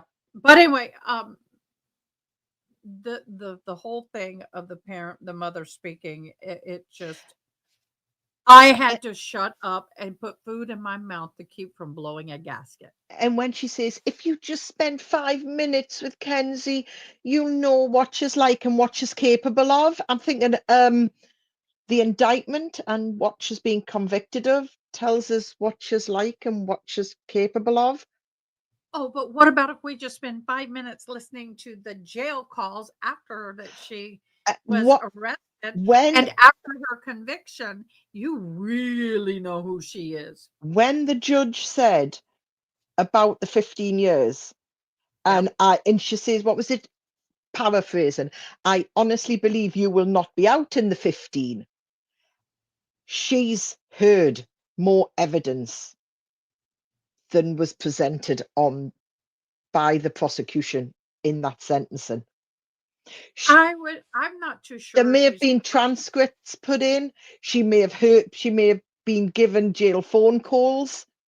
She may have been given stuff that wasn't presented in open court. Oh, I agree with that. I think though That's what I mean. I don't think she's gone and hunted for it herself, but I wouldn't be surprised if some of that evidence was played or was given to the judge for consideration. But I also think with her experience, with the type of case it is, what the parole board looks for and what's expected, and the fact that she knows she's not been behaving, she's already had discipline issues. That's why she said it's up to you. You are the one who's in control of that situation. I think that she just doesn't hold out any hope. Nope. Not at all. This girl is one or two things is going to happen. She's going to grow up and become a productive jailmate, or she's going to end up hurt or dead, because you can only play this bratty game for so long in jail and prison. And she's already sleeping with other women. She's already pushing the limits. She's already altering things and turning them into what they're not supposed to, and having prohibited things. And she is manipulating, and she is in a downward spiral. And if she doesn't cut it out, she's going to be in isolation a long time and go mentally crazy or end up gone. And I think it's because she's never been taught that actions have consequences. She's never had to, in her life, she's never had to take responsibility. And I think when you played the video of her being sentenced, she was hanging on every word that judge was saying. No, the verdict, sorry. Not the sentencing, the verdict. And you saw at one point when you just realized, and then you saw like this look of, was the, oh. And I think that possibly could have been the first ever time that she's had a consequence. Yeah, I agree 100%. And that's something that I was saying when we were watching it, um, is that as the judge was talking, you could see the hope melt from her face. And then it was, Oh, and yeah. you could just see her world come crashing down. Her cockiness went out the window real quick. But if you go through, and I advise anybody to do this in their private time, go back onto phone calls from prison and find the phone call after the verdict. It will be down on the thing as phone call with mom after verdict. And you saw this little meek girl. I'll tell you one thing now, I've never been able to find this out, so I'm assuming that they're not related. But the judge's surname was Russo. Not I would related. assume they're not related because she would have had to have recused herself. But I wonder how much that hit the Shirillas with there being the same name for a judge. I don't know. No, it won't have been related, but it really just hit me.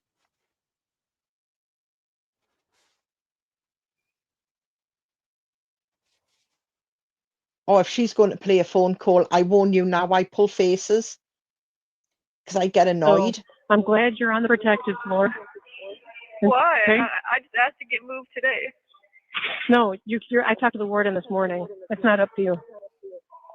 I talked to the corporal. No. Well, she said it's not up to you. You got to stay. Okay, well, I asked to talk to the corporal. So. Oh, okay. Well, no, So- I did talk to the corporal. And?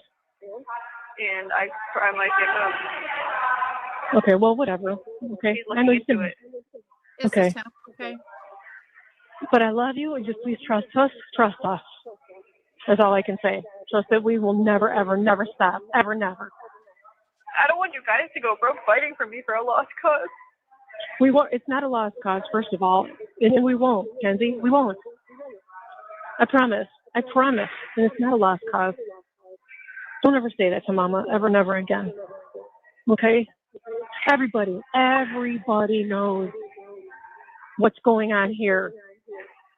And then how she just was like, clearly she did this on purpose. Clearly. I And know, was like, baby.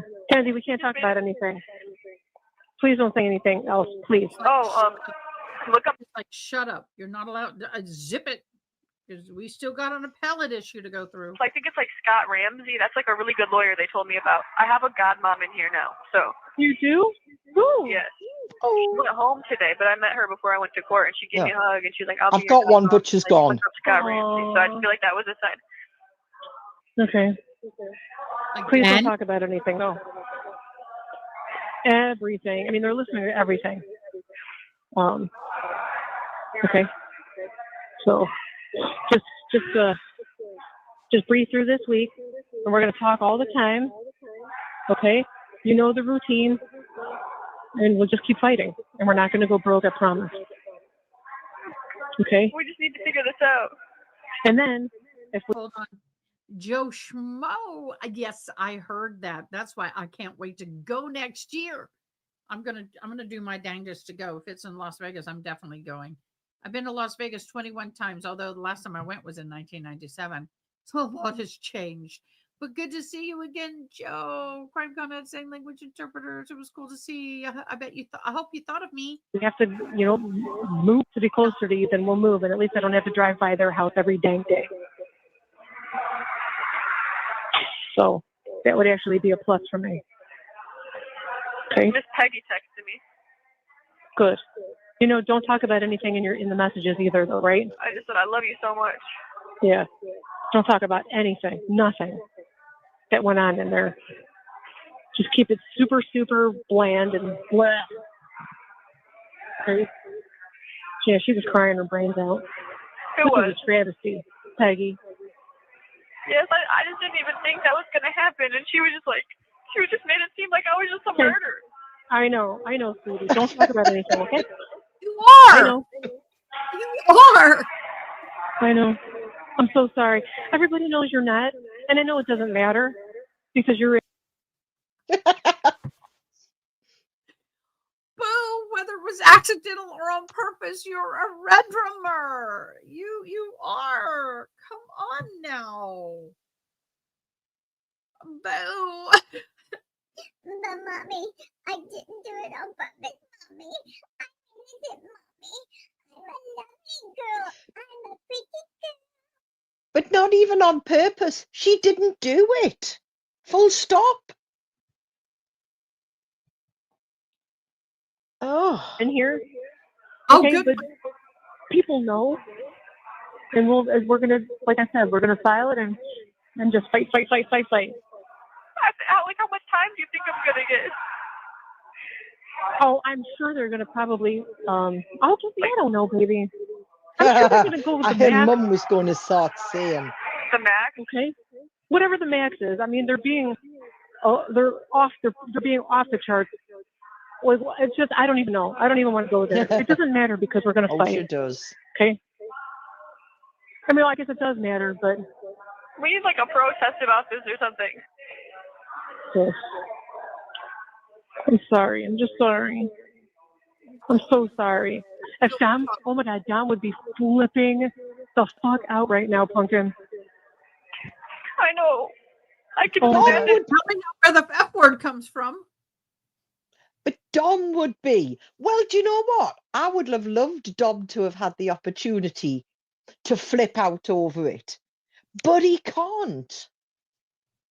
Because your fluffing daughter cut his life short. Rebbed him. You unalived him. What the hell? But Pumpkin, it's all right. Because Do you we'll know what it fight. sounds like to me?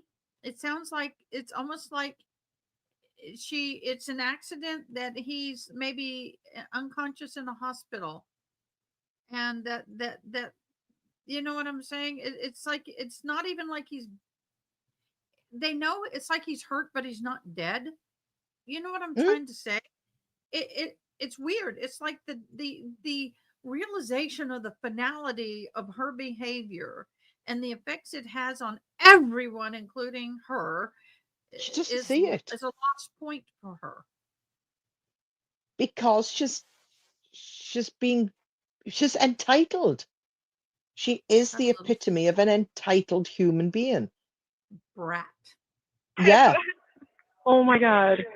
Oh, let's have a protest. Are you out? I mean, did they let you make a call? Did you just get back? What's happening? No, this is like me just in my timeout. I've been back in my room and I talked to mental health. Oh, good. They have that? Oh. Yeah, but it wasn't that helpful. Well, that's okay. You guys are establishing a relationship, so it's going to be kind of weird. I didn't know they had that. Yeah. Are you in general population today? Yeah. What's happening? So you don't have to go in your room the whole time. No, I do have to be in my room while the other groups are out, but It's better. yeah. Did you get commissary today? You're supposed to get it today. Oh, thank you. Can you ask somebody when I your got a commissary's bug. coming? I don't know when my com's coming. Ask them because the warden said maybe today. And then you can start writing your book. Who is that? They need Writing to shut a up. book. Who the fuck is that? Shut up. Oh, heaven forbid you were in an open gym-like place in this big cell block and everybody's going on with their business, and you want everybody to shut the hell up so you can have my mommy time. Yeah, And in our like, room, yes, as Seba says, yes, it's not a room, it's a cell. love you, baby. Bye, Deborah. Well, it is a cell, yeah, but you know what I'm saying. Oh, yeah, I got you. It's a No, cell yeah. phone. Pumpkin. We love you. Thanks for hanging with us. She annoying as fuck. Like, why is she talking about that weird ass shit? Shut the fuck up. I don't like her. There. Do you see how she flipped on a dime? Just Who was listen. all I at don't want you court? to say anything. Don't repeat anything that anybody said in that room. Nothing to anybody. Promise me. I won't. Okay. Who was all at court? There was lots of so many people couldn't even come in. Grace and Shelby came. It was too many people, so they couldn't come in. A couple other people from church. There were too many people, and they couldn't come in. But there was spaces in the gallery. You saw spaces. Sandra, Maddie. I don't think on her side. There was a lot of spaces on his side. Well, they could have sat on here. Oh, they probably wouldn't have wanted to. No. They didn't. When it comes to that kind of thing, they keep them separate. Yeah, but we don't know that all those people were there. You know, you're trying to do it. Hey, Dad. Hold on, let me put you. Hi, I love you, Pumpkin. I love you too, Dad. This, What'd you say? you got a raw deal. That judge, I'm sorry. I don't know. Daddy can't talk on the phone because he can't control himself. And that's okay, I understand. True. I know. Okay. We just because the phone calls are being recorded, and if he makes a verbal threat against anybody, even out of anger, he too can go to jail. Yeah. Keep everything on the surface. Okay? Or we can't fight for you. No, you need we're not gonna to. do that to you. I know, but if we screw up and say things that can be used against us, then we can't fight for you. So Daddy can't talk. If you notice, it's us, not her, us. So I feel like they are in a state of fear for there's a sense of responsibility here, I hear, in their conversation. This is my own humble opinion. To me, it feels like they feel like they are going to be accused, and it's going to be they may have charges brought against them. They should be in fear because of their decisions and the way they raised her. But if you don't feel guilty for something, then you're not going to have that fear. And do you understand what I'm saying? Mm-hmm. I hear a lot of fear coming from them. Everything's about her and her husband and them. Us. It's not daughter. Where's your fear coming from? Because you did wrong in the way you raised her, or do you have information that you ahead of time that she may have done this? What is it? And I'm speculating, but what is it that makes you feel that you may too be under investigation and get in trouble? What is it? Oh, I like Angela's question she's just put in. So, if Pumpkin was on Mummy and Daddy's insurance, could others take the parents to court? Absolutely, yes. Actually, it's not the parents to go to court. It will be the insurance company. They won't go after the parents directly, but they will go after the insurance company. Now, the insurance company could potentially go after the parents, depending on the situation. In this situation, the insurance company probably has paid out the maximum liability that they have on their coverage. It would become then at that point, they would have to go into a civil suit. The families could sue her directly, maybe the parents, because she was 17, depending on the state. At the age of 17, some states you can be accountable as an adult for certain crimes, versus if you were 15 or 16, you would not be accountable for. 17 is kind of like that bridging the gap between childhood, being a a teenager and adult. So certain crimes committed at 17 or adult, you will be tried and convicted as an adult. Others would not.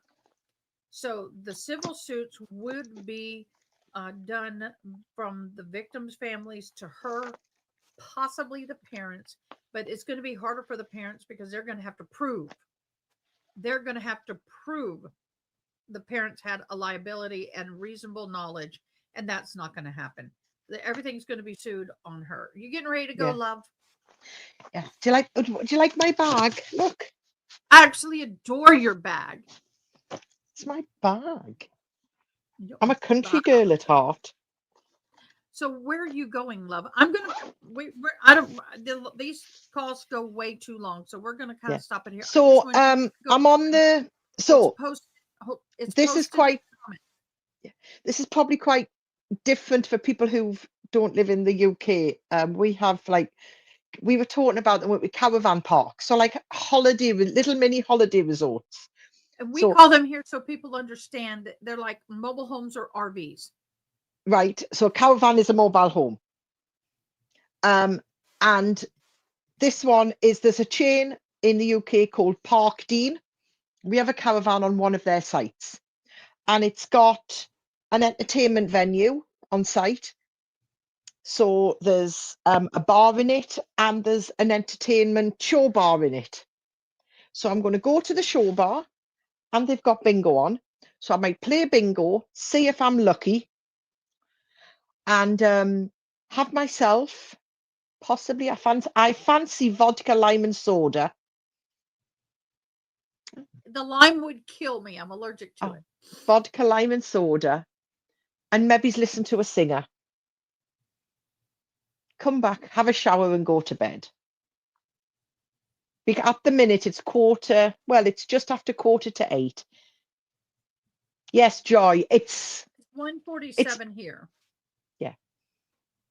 Oh, they do shots and everything there. I just got to watch it because I'm going by myself, so I won't drink much because I'll be sitting by myself, and I don't drink a lot when I'm completely alone. So if I win, I will put a picture of my bingo card in the Discord. Well, and do If me I a win. favor, love, since you are alone, just send me a message in Discord that you're home safe. Please. When I come back, I will.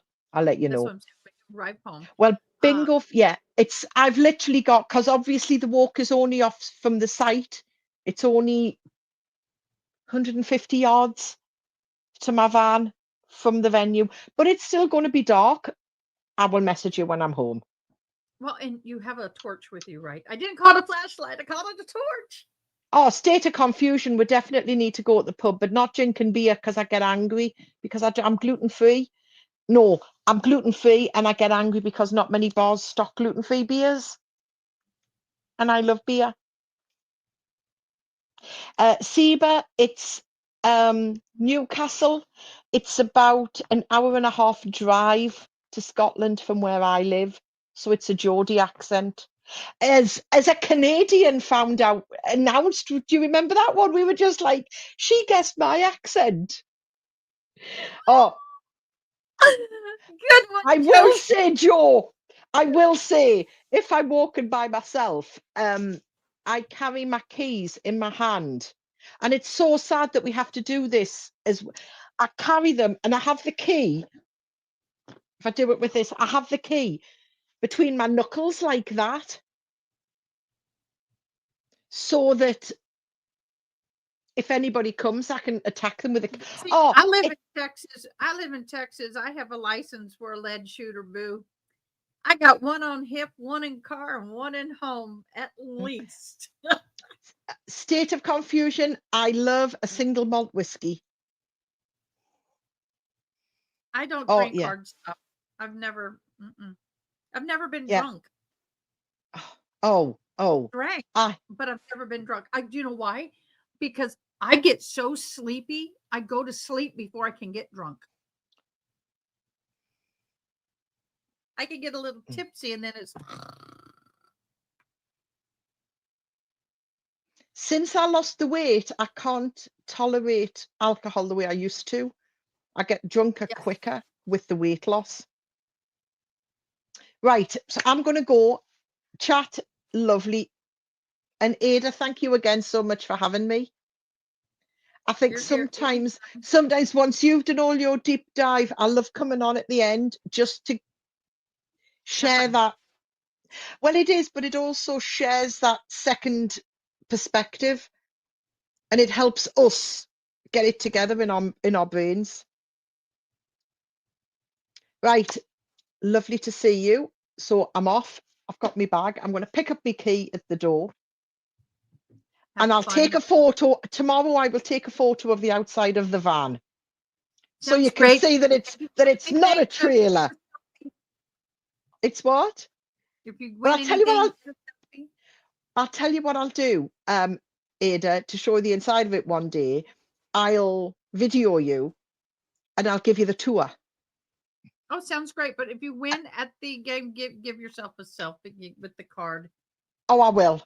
Let us know Right. what the pot is. Bye, love. Oh, bye, everybody. Bye, love. Guys in Texas, like yesterday, late afternoon, I went to somebody's house. They want to have an estate sale, and they were showing me something, and the grass was like knee to waist high, and I'm like, I got my hand on the lead shooter because you can't see the snakes.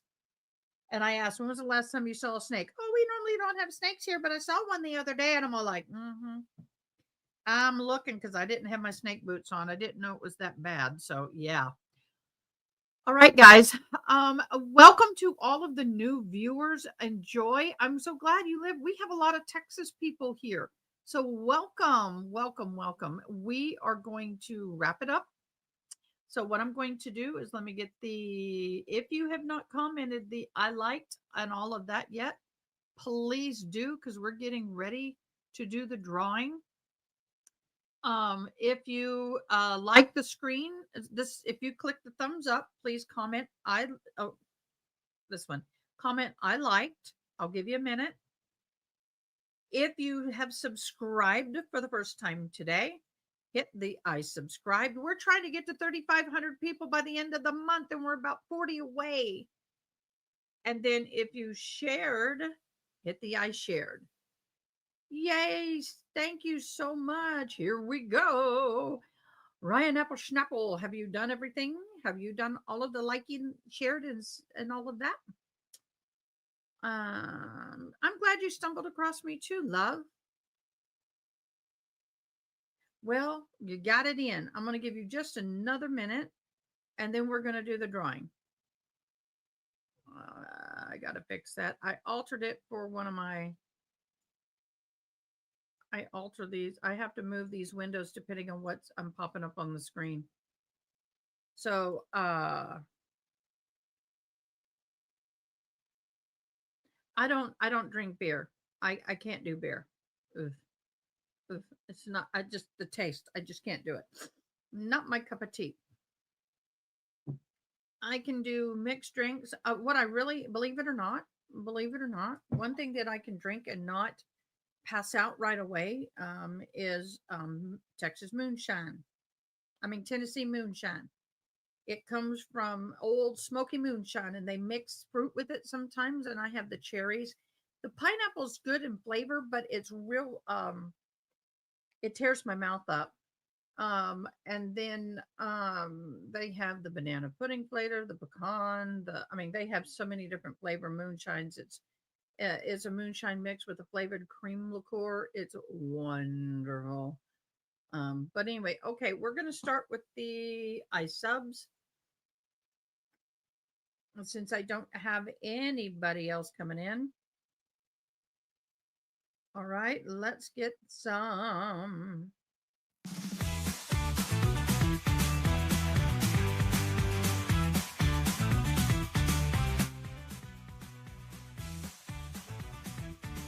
Woo! Welcome, congratulations, Miss Shin.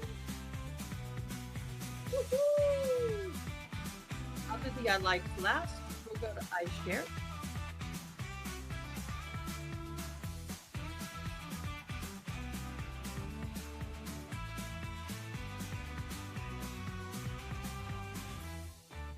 One more.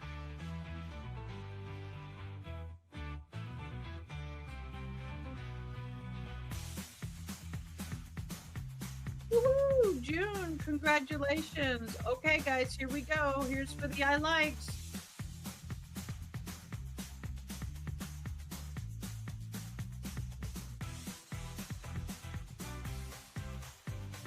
Jen, man, you are winning. Good. If you already won, I'll do another drawing.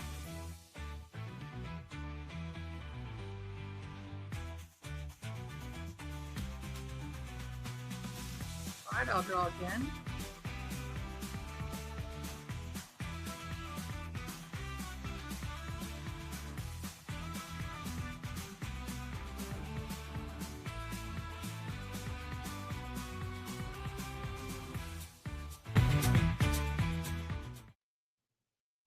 Welcome to congratulations to all of our winners. Thank you so much for being here. We've had a wonderful time with you today. Keep me in prayer because this chick is going to go do a lot of moving and a lot more packing, and we're trying to get out of that office space by the 15th. So congratulations to all of our winners. I want to take a moment to thank all of our fabulous mods. Thank you for a fabulous day. Wonderful, wonderful working with you today. I hope y'all all get a bunch of rest. We may or may not have a movie tonight. Just depends on how I feel in Discord. But if you're not a member of our Discord, please go to Discord.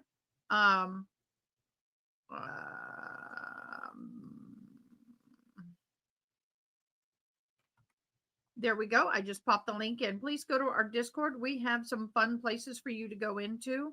We have hobbies, we have pets, we have movie nights, we have memes, we have emojis, we have all kind of fun stuff. So please go there, and we will see you tomorrow. Maybe I need to figure out what I'm going to do tomorrow. But we'll be here tomorrow. Just I'm not quite sure what we're going to do. If you have clicked that bell, so you know when I go live or when I post when I'm going to go live, that way you can have a heads up and be here with us. Thank you so much for all your super chats and all your support. Oh my gosh, Miss Erin, thank you so much for your $4.99. June, boo. I'm going to cry. Alice Menendez was a member for 1 month. Woohoo! Thank you. And June, again, thank you so much for your super chat. Thank you so much. Y'all, this is what keeps the channel going. That's how we survive. So thank you. Ryan Apples, Snapple, good to see you. Please contact me in email. I need to talk to you. But reach out to me, love. All right, we got Heidi the Highlander in comments. That is our mascot, although Heidi and Hamish aren't here yet. They've not made the move. Okay, guys, until tomorrow, miigwech, have a great day. Thanks for watching. Please comment, like, share, and most importantly, subscribe. I hope you have an awesome day. Till next time, take care.